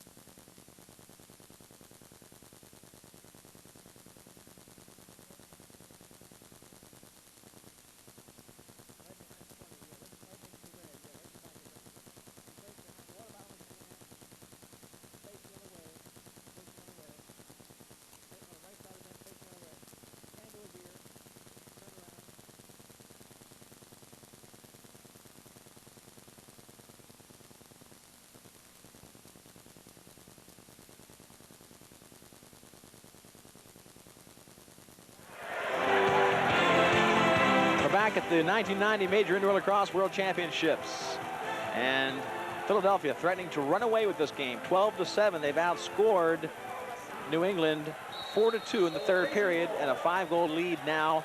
New England with possession. Every time New England scored, Philadelphia's coming right back. Carmean now gives it to Desco. They've got to figure out a way to beat Matke. He's so sensational in the goal. And the last time Philadelphia, you talked about it, Steve, last time New England beat Philadelphia here, Matke was not playing. Philadelphia comes all the way down. They've got Gabrielson on the wing, but Flynn takes a shot, and O'Neal makes the first save. In the crease, the call. O'Neal couldn't quite get possession, and the ball goes back out. Right now, New England trying to get the ball up. 2 Philadelphia wings already waiting on defense. shot against Metke bounces Just bouncing right over the net. a little high. 5:25 left, third period. 5-goal margin. You'd like to cut that down 1 or 2 in this third period and really make it a dogfight for the fourth. They got to get it back down to 3. They need back-to-back goals. Carmean knocks it down, really ragging on the ride there, doing a good job. You talked about his offensive skills, but the fact that you thought he was a great defensive player, Steve, that proved it. Conley with a hard shot. O'Neill makes the save. But Holthouse comes back and gets it because Philadelphia will just not let New England get that transition game going. Philadelphia is one step ahead of New England right now. And psychologically, they really have the upper edge. The defending champion, cool and calm. Their best player, John Tucker, on the bench, helping out his team during breaks with the water bottle, but he is not playing tonight, and they are doing okay without him. Pat Lehman. Lehman trying to get a shot off, finally does with 16 seconds on the shot clock. Ball goes back. Here's a transition play. 3 on 2. It's 3 on 2. Far wing is Desko. Desko's open. No, they'll take a shot out front. Desko finally gets it. And a save by Metke. That one counts. Trickled past the goal. That's exactly what it did, Steve. It trickled behind Metke. 12-8. It was just bouncing Dave Desko out of Syracuse. Nice play by Kelly Carr, bringing the ball down. There's Kelly Carr. He's got a 3 on 2 right now. And this is what they practice. Every practice, 3 on 2. A man should bring it to the cage. He fakes like he's shooting. He makes the initial save. There you see it bouncing. 1, 2 on the line, then over. 12-8. Desko, the 6th player to score for the Blazers. Normally you think of them being the guys that spread it around. They haven't had the offense that Philadelphia has had. Philadelphia, 10 players scoring, 16 players scoring overall in this game. A lot of offense from a lot of different places. 12-8, 4 minutes left, third period. You talked about back-to-back goals, Steve, so that's what they need. That's what they need. One more, and they've got 4 minutes to do it. They're in pretty good shape if they can do it. Andy Wilson controlling for Philadelphia. Philadelphia, on the other hand, is answered every time. And here comes Gary Martin. Comes all the way in, but O'Neill with the big save. And if he starts playing the kind of game he's capable of, it could mean a tough fourth quarter. And look at that, Lloyd Byrne almost down there. hooked up with the long pass. Brad Kotz was running step for step with Lloyd Byrne. Here comes Resch. Watch out, trouble in here. A shot from the wing with Delegati taking the left-hander. He had the little 2-on-1 with Mark Hahn right on the corner. Resch gives it back to Wilson. Now Resch goes off, and a new player will come on. Wilson feeds the crease to Brad Kotz. He looks for that corner. What accuracy. And O'Neill went up and picked it off with his left shoulder. Peter Schmidt's looking for help. Schmidt's into the cylinder. He can shoot from there, looking for help down low. Boucher tries to wheel up top to get the ball in close. It's Johnny Fay. Couldn't quite put it into the net. Great play by Metke, jumping up over everybody. Johnny Fay really found a little seam there, and if he could have pulled it down lower, it would have been that deuce you're looking for. Pushed him away. McGeady was all over him. Pushed him away, freed him, gave himself some space. 12-8. Philadelphia still leads. 2:30 left, third period. Philadelphia with the ball. McGeady working it down low. This is Todd Curry. Curry from Syracuse working against Stevens all the way into Flynn, and Flynn cannot handle it. O'Neill now is out of the goal to get possession. Luckily, he won that gamble. Here comes Boucher. Boucher looking all the way across. Has to take it himself. Beats McGeady. He'll have a shot. Comes in left, pulls the stick. Looks for a trailing player. He finds one. Johnny Fay with that little flip move. They got a breakaway right here. Flynn. Chris Flynn couldn't find the handle. And now gets possession, but look at the defense ragging him. That's Toby Boucher. Chris Flynn twice has been in good positions to shoot, but he's not a real good stick guy coming out of Penn. He was a face-off specialist, had a great history of good football performances, tremendous athlete, but hasn't had the years. Here comes Walter. Big Walt Cataldo coming in behind, and the ball checked by Pat Lehman. Great defense. Pat Lehman showing some speed. Lehman looking very quick on that run. Oh, almost in that open box door again. Chris Flynn tried to throw to Pat Lehman, who was leaving the field, and luckily it was backed up by another player. Now 1:20 left, third period. Still a 4-goal lead for Philadelphia. Crucial here that New England scores next. And the ball bounces off of Steve Fay. Carmean trying to get possession. 1:10 left. Conley picks it up, looks for help into the cylinder. Shot clock down to 10. They've got to get one on the 4x4. Down to 8, 7. They're going to lose it. 5. Here comes a shot, though. Conley gets it behind him to Gabrielson. Wrapped in the head, and that'll be a 2-minute penalty on John Fay. Boy, that's too bad. 2 minutes left on the clock. John Fay came in. He had to take him out, and that'll cost him some time in the box. 54 seconds left in the third period, and just what New England doesn't want. John Fay, their captain and leader, going into the box. They need to hold that 4-goal margin. They don't want to get any deeper in the hole. Let's take a look. This type of situation, Fay's got to do something drastic. Right here, he's got to slide over there. Right, cross-check right across the, almost 2 penalties. A cross-check and then a wrap hold. And of course, he went pretty high, which is not what you like to do. The referees don't like it when you go up above the shoulder pads. So that's a 2-minute penalty on John Fay. Here's the power play for Philadelphia. Ty Curry like they're now. just going to hold the ball for the period. But watch this, they're just going to lull him to sleep and someone's going to cut. All the way across. Look at the shot in close on Dan O'Neill. Boy, they're really bringing it in close. The defense for New England giving him a lot of room. Nice check over the head by Peter Schmitz. And banged into the board. Schmitz could pick it up, but he can't find it. 1:20 left on the penalty. 13 seconds left in the quarter. Let's see if they hold it for possession. No, he takes a shot. 1 second left in that. They didn't have a shot on net. They had no shot clock opportunity. It wound down. Now Peter Schmitz with 6 on the period clock, 4 on the period clock. Winding down. Here's a shot, quick and close. He couldn't get it. Stevens could not get the shot. He had a chance. If that's what the great goalie will do to you, Steve, he'll make you think too much. Makes you think. You come in there, you think you got to make the greatest shot of your life, and you get all tied up. That's exactly what happened to Stevens. But New England had the last opportunity of the third period, did not capitalize. 12-8, Philadelphia, a 4-goal cushion. They won the third period 4-3 and have a 4-goal lead going into that final period of the 1990 season. We'll be back with that fourth quarter action as they play for the North American Cup in the Major Indoor Lacrosse League.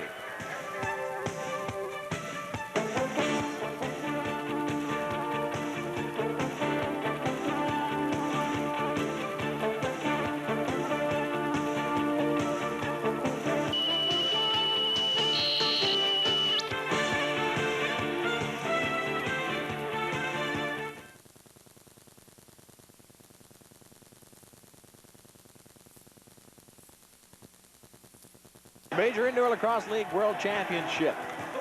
We're going into the final stanza, the final quarter of the 1990 year. There it is, Philadelphia leading 12-8. And they are the defending champion. They would be the first team to successfully defend their championship.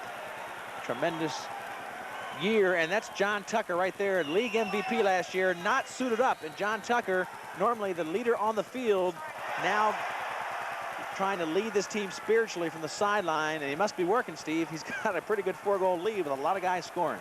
Everybody's scoring. It's been a total team effort. 9 different scorers for the Wings. Actually 10. Wilson now. Again, Philadelphia with a power play. It's 5 against 4. They won the face-off. They still have 42 seconds left on that power play. Kotz on the wing. That's Wilson. Wilson goes into a motion now. They'll try to free up somebody in the crease. Kotz wheels up top. Here they go again, sliding all over, trying to confuse the defense. Kotz is there. He's a shooter. Now a fake high and a shot low. 13-8. And New England better get it going quick. Kotz with a nice pass over to Andy Wilson, the two we highlighted at the top of the show. 42 points between the two of them. Right there. Now watch this little pass. Kotz right, finds the seam. Wilson takes a step over, makes the fake, goes to the far side. Every time New England scored, Philadelphia has answered. 5-goal lead, very tough to make up with 1 quarter left. New England really has to get it going quick. You can do it in this league, but New England, maybe the layoff has hurt them, but they really don't seem sharp against the great defensive goalie of Matke. He has looked sharp today. Ron Frazier now. Frazier has to think up something. He really needs a couple guys to step forward and go ahead and beat this guy, Dwight Matke. Hopefully Matke is tired out a little bit. If you're Ron Frazier, that's what you're hoping. If you're Dave Evans over at the Philadelphia Wings side, things are looking pretty good. Boucher now triggering the offense for the Blazers. A full fourth period left. Here comes Gower. Left-handed shot. no angle. Saw the 5-hole. That was the only shot he had with that Metke. left hand. Here comes Ricky Freed. O'Neal still in the goal for New England. A lot of confidence in Philadelphia right now, the way they're moving the ball, taking their time. Oldhouse tries to find Freed in the crease. O'Neal comes out and gets the ball. You're absolutely right. Coming into the game, they had to wonder what they're going to do without Tucker and some of the other guys like Dirgil, the faceoff man. They've done beautifully. They are the defending champs. 5-goal lead, feeling pretty confident. New England has to break that confidence with a couple goals. Carmean tries to get things started. Metke makes another save. I'd like to know how many he has. I bet you it's a bundle. 13:06 left in the game, in the season. Into Wilson, great fake high, goes low, and O'Neal right there to make the save. Great pass by Kotz. New England gives Philadelphia the ball right there. 13-8, 40 seconds left on the shot clock. Plenty of time. Philadelphia will try to use that now.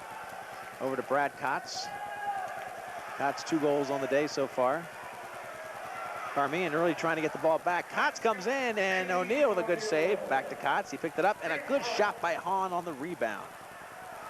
Now here's an opportunity to run if they can get possession. But Philadelphia making it very tough for New England to get anything going in the transition game. You see, you got right now, Philadelphia has a man back, even though the ball's way down in the defensive end, their offensive end. Well, you're absolutely right. Gary Martin was just stationed back there trying to cut off that fast break. They can go ahead and play a defensive game now. It's really going to be a lot of pressure being applied on the offensive end of the field for New England. They've got to make something happen. It'll be tough. Peter Schmitz. Francis. Francis tries to beat 2 men, can't do it. They wrap him up, and Gagnon comes in, picks up the loose ball, and a save by Metke. 11:40 left in the game. 5-goal lead for Philadelphia in the gray and black. Team's getting physical now. Gagnon brings it in for New England. They need to punch one past Dwight Metke. He has been absolutely sensational in the goal. I have to say that he's the leading candidate for the Coors Light MVP at this point. Blanchard comes in, tries to go to the left hand.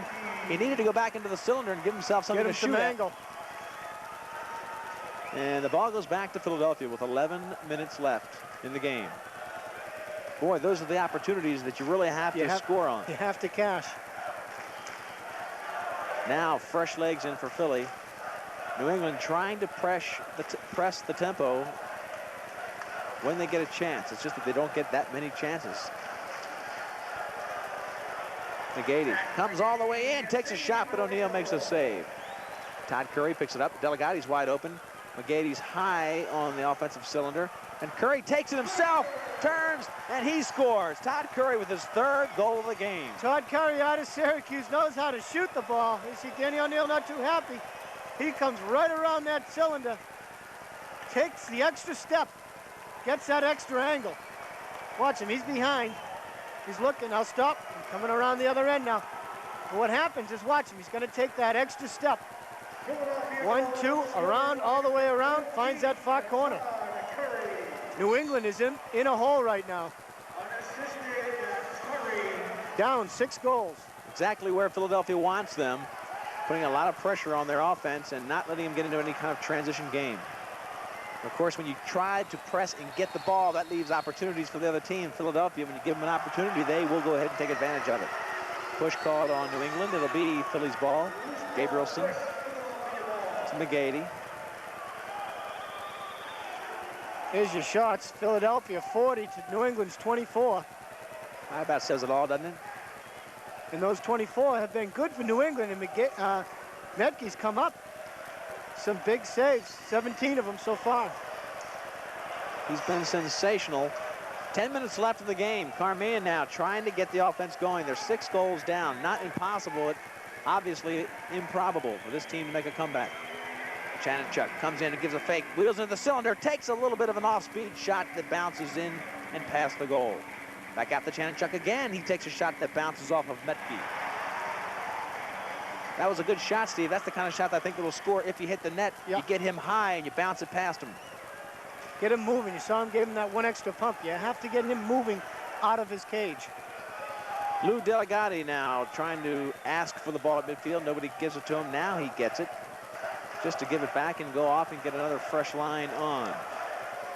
Holthouse with the ball, gives it to line leader Brad Kotz. Now they're in motion, cutting through. Holthouse into the crease. Here comes Kotz. Kotz takes the ball left-handed, shoots, and Kotz gets his third goal. The Syracuse connection, a hat trick apiece.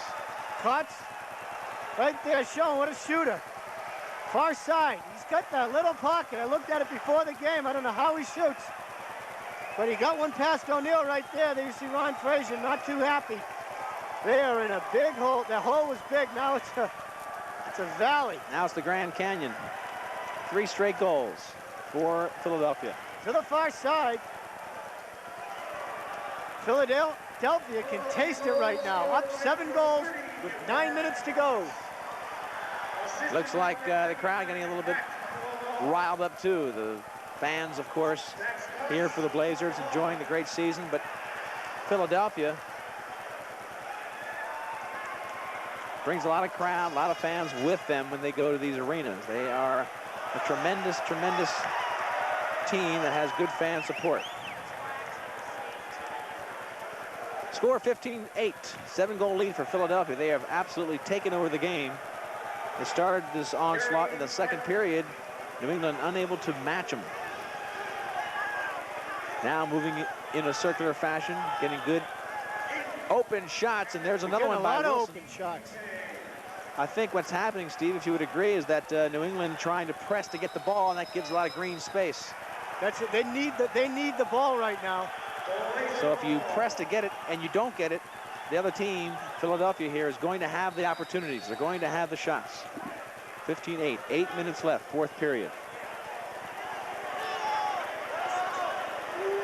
And the crowd wanting to cheer for the New England Blazers. They needed something to cheer about. 15-8 the score, 7 goals down. Here's team leader John Fay. He's an all-pro, first team in 1990. And you look at the status of the all-pros in this game, Brad Kotz pops out right away. He is the all-time leading scorer in post-game, and he didn't do anything to hurt that today, did he, Steve? No. 3 hat trick already. 3 goals, the shooters, we talked about them at the top of the show. And, you know, Philadelphia, they're the champions from last year, showing it this year. They talked to them before the game a lot, before the last game. They were saying how they kind of just rolling through the season. Then they lost their last 2 games, but when it came time for the playoffs, I think they picked up their intensity just a little bit more. Plus, some players that are key, like this guy right here, Matke. He was injured, broken collarbone from one of his own players in practice. It was Matt McGeady, as a matter of fact, with a hard shot. He came back just at the right time. For the playoffs, MVP of the first playoff game against New York. And a good candidate for this one. Pretty solid for this one, too. When you've got the scoring spread over 10 different players and a great goal effort like that, he is a great candidate for it. Wilson behind the back, 6:50 left. 7-goal lead for Philadelphia. And New England just unable to get it past Dwight Metke. Boucher comes in left-handed, tries to find that old 5-hole that you like to call right between the legs. There. What about the layoff, Steve? You think the layoff really hurt the New England team? It's tough to say. It's tough to say. You know, they've been practicing a lot, but that game intensity, you know, every week might have been a letdown for them. But I think Philadelphia's played an excellent game. Coach Evans was talking about they want to run when they see the opportunity to do it and not run for 60 minutes. And I think they've done exactly that. They've stayed within their game plan. Ball loose. Philadelphia has a chance to get an open shot here. 6 minutes left in the game. New England needs some offense. Here goes Boucher looking up to Gagnon. 2-on-1. They need one here if they're going to do anything. He's got Fay. He hits Fay. Fake. And Fay cannot beat Metke. Hits the post. Got a 3-on-1 the other way. Chris Flynn goes across. Todd Curry goes back to Holthouse. No, he holds the ball. Curry back out, sees McGeady and says, let's slow it down, guys. The clock is our friend right now. And They're just playing with it. They're just playing with it now. They had a great chance to shoot right there, and they didn't. Under 6 minutes, it's probably what you want to do. If you got a 7-goal lead, make it actually mathematically impossible to win. You figure if they hold the ball for every 45-second clock, mathematically, it'd be very tough to beat them. Todd Curry comes in. He'll have an open shot. Doesn't quite get there. O'Neill gives it to Desco. You look back, and there's 2 Philadelphia guys already back on defense. Absolutely, Done dropping a in great job. quick. Champions flexing their muscles right now. They've coached a perfect game against this wild team from New England. The New England team loving to run and gun. They have a lot of speed. Philadelphia just cut that field off and made them play a half-field game. There's Evans doing a sensational job, and he may be the first coach to defend his championship here in the Major Indoor Lacrosse League. We've got a break in the action right now. A timeout, and he'll pull his team over. We'll take a timeout as well. 15-8 the score, a 7-goal lead. It looks insurmountable. Will they create history and be the first team to defend? We've got 5 minutes to find out.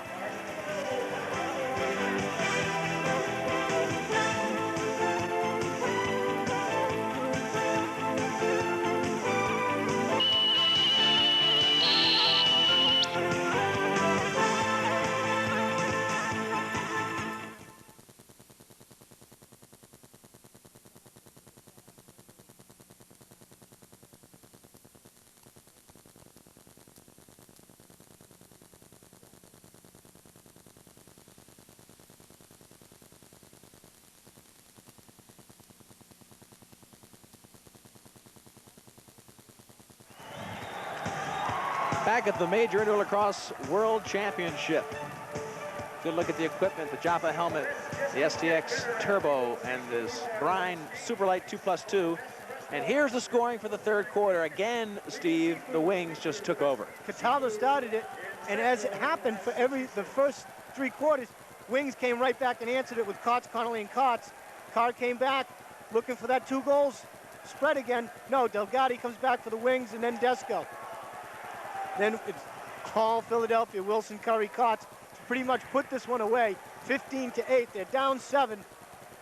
5 minutes, not impossible, highly improbable. Here's Ron Frazier, did a great job from 1-7 last year to 6-2, first place overall. Fortunately coming up a little bit shy in the big game. Shot in front of Dan O'Neill. There was an article in the paper today, and Frazier said, you know, we really can't lose. We've had a great season. If we lose the game, it's been a great season. We're winners, period. And he can't ask any more from his team. I think that's the way you got to look at it. It's been a sensational year. They're playing the defending champions. Looks like they're not going to beat them, but they've had a fantastic year here in New England, and nothing but a great season to be proud of. Runners up. Rufus Clark comes in to take a shot on Betke. Back out the Chanachuk. Doesn't really matter who's shooting. Nobody seems to be able to dent the net. Carmean can't get it in. He goes high, and Metke pulls it down. 4 minutes, 10 seconds left. Takes his time. 45 seconds just kills a lot of the time. Boy, Metke. He's wearing some armor, isn't he? He looks like he's got the Dick Butkus pads on the top. Pat Lehman controlling. Conley. 4 minutes even. Now it's dropped to under that, so under 4 minutes left in the game. And a 7-goal lead. Philadelphia trying to use the 45-second clock. Pat Lehman double teamed. Get some help from Conley. Shannon Chuck comes down all the way across and fires it in. Clark check from behind. 3:30 left. Most of the crowd staying here. They want to give their team appreciation after this great season. They get a penalty. Man-up situation, 3 minutes and 28. Gabrielson. Bruce Crawford there, refereeing, part of the crew. And a penalty against... Here we go, Gabrielson doing Jesse the Body Ventura, tackle, takedown. Works in the WWF, but it'll take 2 minutes. I thought it looked like more of a, I thought it was more of a Ricky the Dragon Steamboat. This copyrighted program is brought to you under pay cable TV rights granted by the MILL solely for the entertainment of our viewing audience. Any publication, rebroadcast, retransmission, or any other use of the accounts and/or descriptions of this game without the written consent of the New England Sports Network and the Mill is prohibited. I bet you won't have to worry about the Blazers copying this baby. A shot in close. That's goal number 9. Kelly Carr, man up goal, number 9. They're down by 6. 3 minutes left. That's a goal every 30 seconds. And Carr, that's a hat trick for Kelly Carr. Pretty good game for him. He's come in strong. Here's Johnny Fay over to Kelly Carr. You're just going to watch a nice right on the crease. Fine. There's a dejected Dan O'Neill. Unhappy, 15 goals. Well, you can Not hang, all on his head, but yeah, I think with a 6-goal lead, let's put the credit where it's due, and that's right over there on the Philadelphia bench. you got it. Champions. A quality team here they've built in Philadelphia, and what a following they have at the Spectrum. I can guarantee you there are at least a couple thousand fans here from the Philadelphia. When you talk about team, they're a team effort tonight. Kotz comes in, he holds it to the last minute and just puts it right over the shoulder. His fourth goal right in the corner. What more can you say about Brad Kotz on that shot? He didn't have anything. What? He just puts it right in the upper right-hand corner. Just coming in the fakes, 3 fakes. Just hits down against the board. Putting it away. 16-9. Watch where this ball, watch where he shoots it. There's not much room. Right over his shoulder. See, he holds it straight up. Doesn't have any sidearm on that shot. There they are. The happy wings. Well, let me tell you something impressive about Brad Kotz. We've talked about him a lot. He didn't score in the first half in this game. In the last 8 goals scored, Brad Kotz has had 4 of them. When the money was on the table, the All-Pro came and really took charge. Brad Kotz, first-team All-Pro in the mill and the leading scorer of all time in postseason play, and I guess he showed us why. 4 goals tonight, all in the second half for Brad Kotz. 2:25 left, 7-goal lead for Philadelphia. They will be the first team in the Major Indoor Lacrosse League to just successfully defend their championship. And they're going to have to get the North American Cup awarded to them right here in front of this hostile crowd at the Centrum. A hostile home crowd of the Blazers. Well, let's see if they all warm up after the game and just enjoy the great entertainment of the Major Indoor Lacrosse League, because it is just that, a lot of offense, a lot of great lacrosse players. McGeady now using the clock. Taking their time, another 9 seconds left on the shot clock. McGeady now, there you go. Attendance just announced, over 11,000 here to see the New England Blazers try to get their first World Championship. Got to give Stephen David and Cindy Burke from the Centrum. They did a great job all week. Talked to them a few times this week. Very busy. A couple 16-hour days. How about Steve August? We keep leaving him out. We talked about him the first 2 games of the season. We forgot about him. He's the general manager for the Blazers, and he's done a great job along with Ron Frazier. Those 2 guys, they really put together the Cinderella program of the mill this year. 1:20 left. 7-goal lead for Philadelphia. It's all over, folks. They will be the 1990 world champion. And that'll be 2 years in a row for Philadelphia. And they did it this time without their MVP from last year. Delegati comes in, finds the corner, and icing on the cake. 17-9. Sweet Lou Delegati gets his 2nd goal of the game. You see him right there. He's celebrating. He's looking up to the fans. There's a lot, like I said, there's about 1,000 fans. And here's Lou. He's going to catch his ball and come strong to the crease. It's kind of tough to ask for a tough defense. I think New England's emotionally broken right now, and the game's all over. 1 minute, 6 seconds left. 17-9, a lot of goals. That's a score of 17 goals as we look at Ron Frazier on the bench. They shouldn't be too sad, as we talked about, a tremendous year for them. But 17 goals in the first 2 years of the league, that was a standard. The defenses have caught up with the offense, and right now 17 goals is a dramatic number in a 1990 play. And this is the first one where it's been a large margin of victory. Every other the last 3 has all been one goal wins. Absolutely, 1 goal win every year except for this one. New England with a 3-week layoff may have been the killer for them. But more likely it was the play of Dwight McGeady, who has really been sensational in the goal and a good team effort by a great world championship franchise. 25 seconds, counting down. This is it. Shot clock down to 3, 4. They'll just give the ball up. Throw it down to the corner, kill time. 17 seconds in the game and counting. Here comes New England for a possible last shot. Kelly Carr gets the ball up. Somebody will have a chance to crank it one last time. Maybe it's Carmean with 9, 8. Gets it into Desco, who can't find the 4x4. 5 seconds, this will be it. Philadelphia will do it. The champions, repeat champions, Philadelphia Wings. 1990 MILL champions. And the Wings have taken the championship for the second straight year.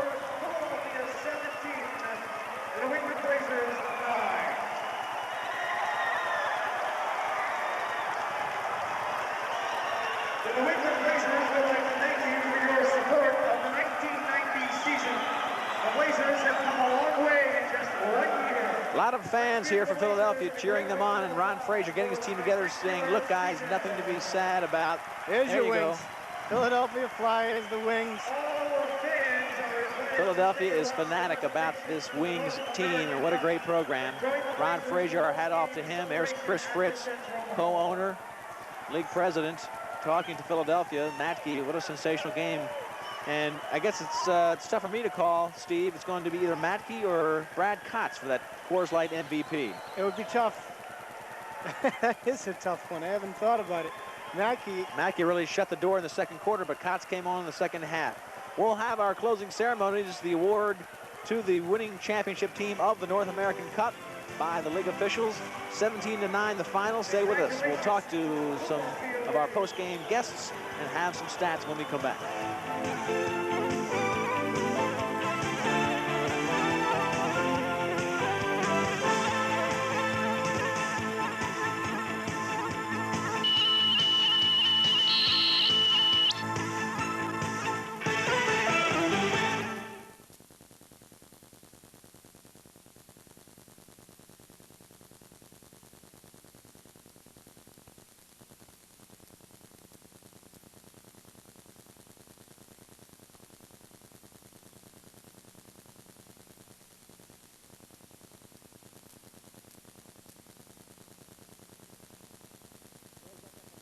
I don't know what you want to do here.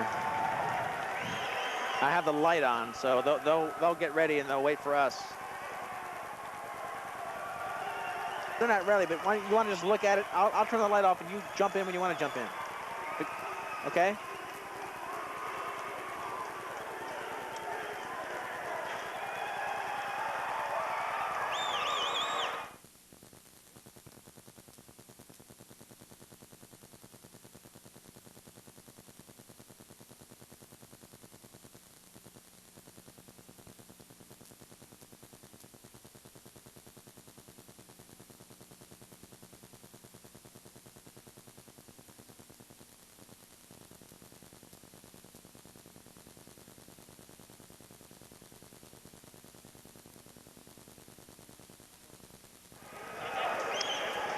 Almost.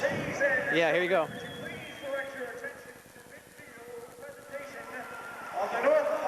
We're back at the Centrum in Worcester, Massachusetts, and down on the field, Chris Fritz, Russ Klein, co-owners of the Major Indoor Lacrosse League, along with the Philadelphia family, and that's Mike French, who's the general manager on the left. On the right, you've got Coach Dave Evans, and then I would suspect, Steve Glover, you've got the Coors Light MVP, Brad Kotz, accepting the North American Cup for the second year in a row. Sensational job, and there's a team that deserves all the credit you can give them. They were facing elimination last week. They had to play New York, and that was a team that beat them the week before. They didn't have their best goalie. They didn't have Tucker, and they came back and won 9-8 and blew out New England in the finals.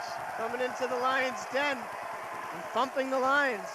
They came in strong. It was close for the first half, but they came out strong. Brad Kotz with 4 second-half goals. Coors Light MVP. So Philadelphia, the first team to successfully defend their championship. And they are world champions in '89. They are world champions in 1990. And Philadelphia is crazy, and they're in love with this Philadelphia Wings team. I bet they're going to have a parade when they get back. I wouldn't doubt it.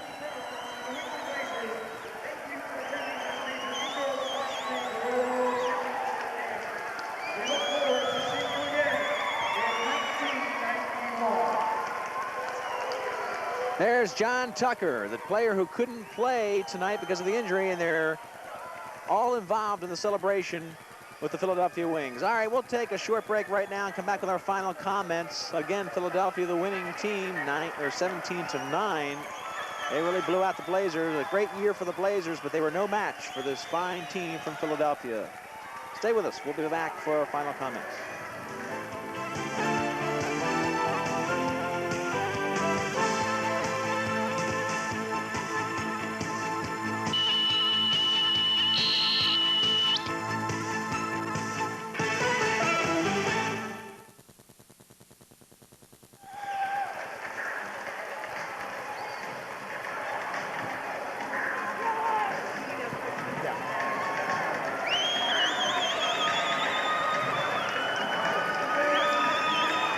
Yep, I hear you.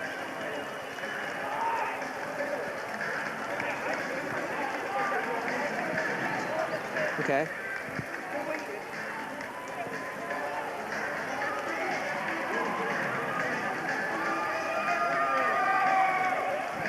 Yeah. I guess Kotz was the Coors Light MVP, right? Is that...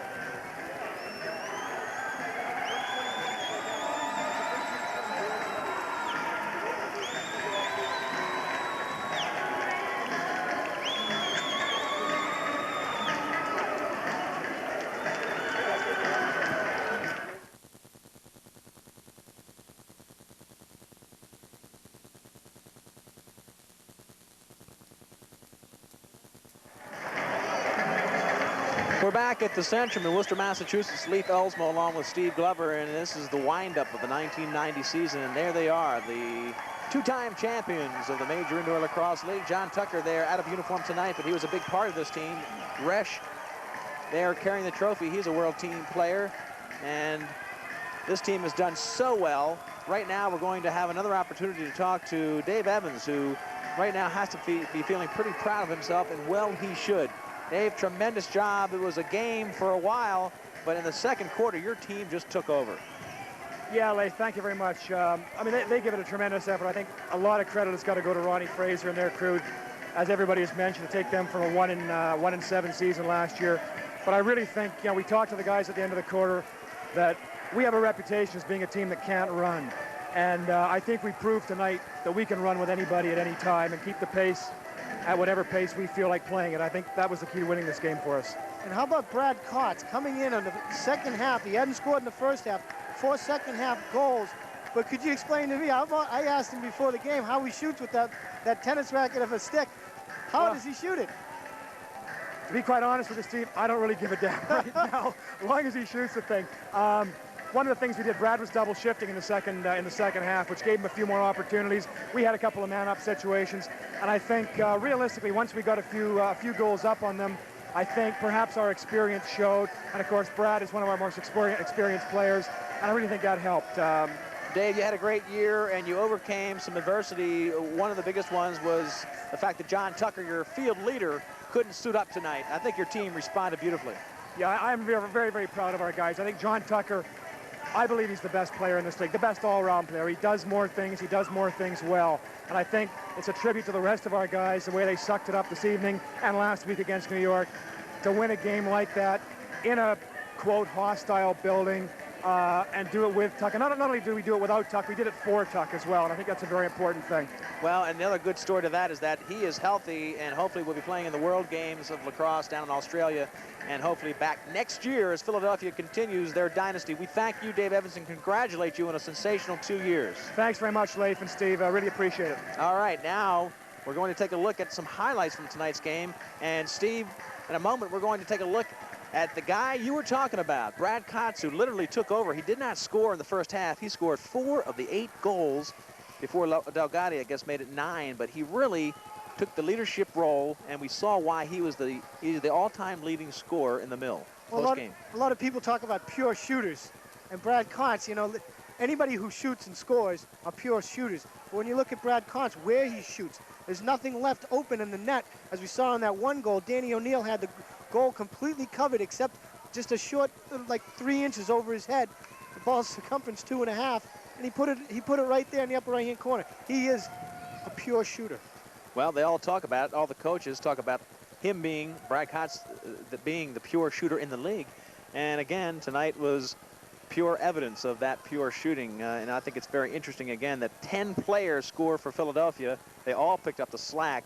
But in the end, when New England kept trying to come back, and they did a good job of mounting a little bit of energy. It was always Philadelphia just shutting the door. Let's go down right now and talk to Brad Kotz, who is the Coors Light MVP for the championship game. And what a sensational game Brad had.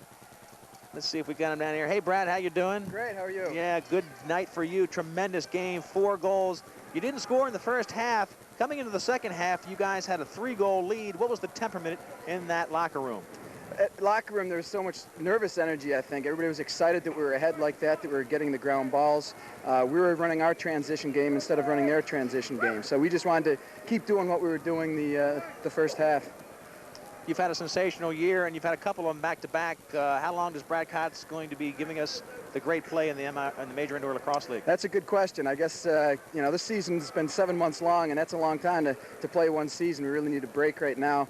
You know, once next season comes up, I'll assess where I am, what I'm doing, and whether it's, you know, whether it's still for me. It's a large commitment, and, you know, there's not that much reward. There's a lot of personal satisfaction, and, you know, our team enjoys playing together, and we have a good time. But, you know, the time commitment is pretty large. Well, we certainly enjoy watching Philadelphia, and you in particular. Let's take a look right now at one of your goals, and maybe you can walk us through there and give us the experience firsthand. That was the one. Andy brought the ball up, and, you know, at that point, we were trying to pull the ball out and kill some time on the clock, and my guy played a little too far up on me, so when Andy passed it to me, he was even with me. I got a step on him, and there was nobody in front of me, so I saw some daylight, and I just went for the goal. We weren't really planning on scoring at that point in the game, but geez, you've got a one-on-one with the goalie. It's hard for me to stop. Brad, everybody talks, and Steve keeps talking about, or continually talks about, the accuracy of your shooting and the tight stick that you use without getting into a clinic. Can you just give us your preference on shooting style or equipment? Yeah, I've always played with a tight stick. I believe in shooting overhand. I think you can get enough power on the stick shooting overhand. A lot of people shoot sidearm to get a little more power on the ball, but if you work on it enough, I think you can get the same power overhand, and I think you're much more accurate because you shoot more in a vertical plane. And you can line up your shots a lot easier. Well, I'll tell you what, all you young kids, go to school on that, because this guy can score. Brad Kotz, congratulations again for a sensational year and a great game tonight. Thank you go very back much. and enjoy it with your team. Okay. There is the Coors Light MVP, Brad Kotz, who's been doing it in spades for the Major Indoor Lacrosse League. He's the all-time leading scorer in postseason play, and he proved it tonight, Steve. He did. 4 goals, Coors Light MVP. Philadelphia back-to-back, 17-9. They are the champions. And that'll do it for us from the Centrum in Worcester, Massachusetts. And we'll be back with final comments as we wind down the 1990 season. Philadelphia winning here 17-9 over the Cinderella team, the New England Blazers.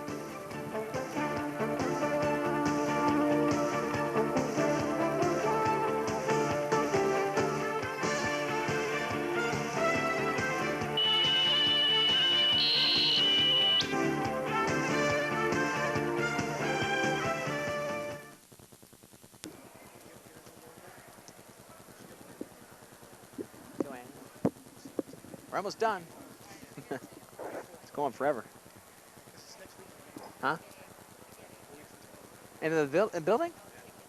No.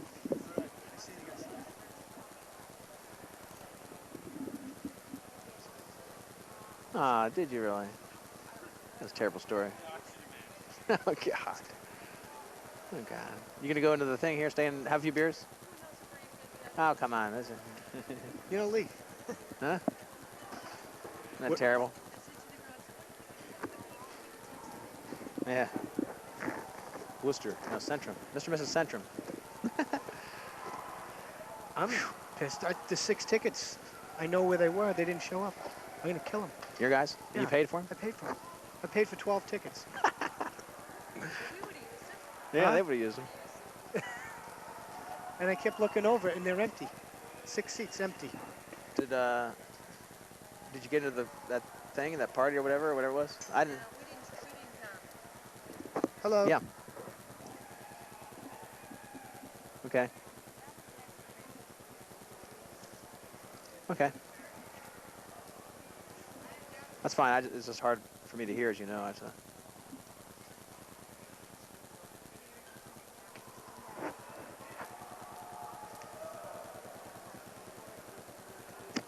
Okay. Oh, okay.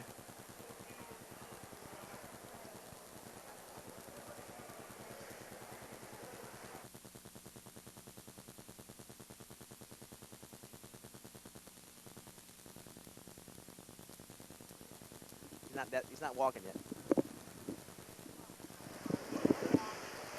We're back at the Centrum in Worcester, Massachusetts. Leif Elsmo and Steve Glover closing out the 1990 season of the Major Indoor Lacrosse League. And Steve, Philadelphia left nobody wondering about who was the world champion. I think you have to think of two names, Dwight Metke and Brad Kotz. The two of them, the goalie, Metke making unbelievable saves, keeping New England at bay, and Brad Kotz putting it in the hole on the other side.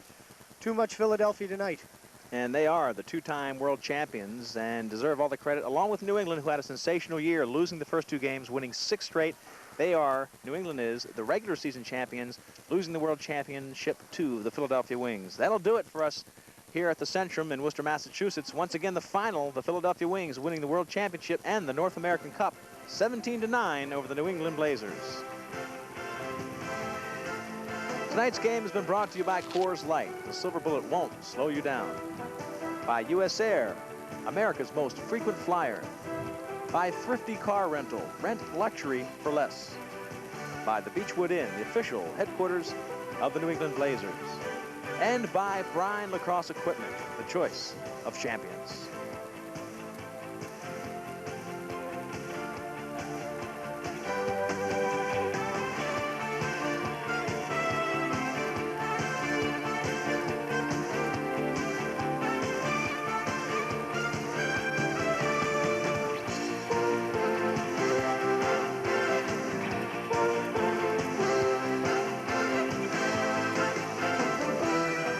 The 1990 Major Indoor Lacrosse League Championship game has been an exclusive presentation of New England Sports Network, your ticket to Major Indoor Lacrosse.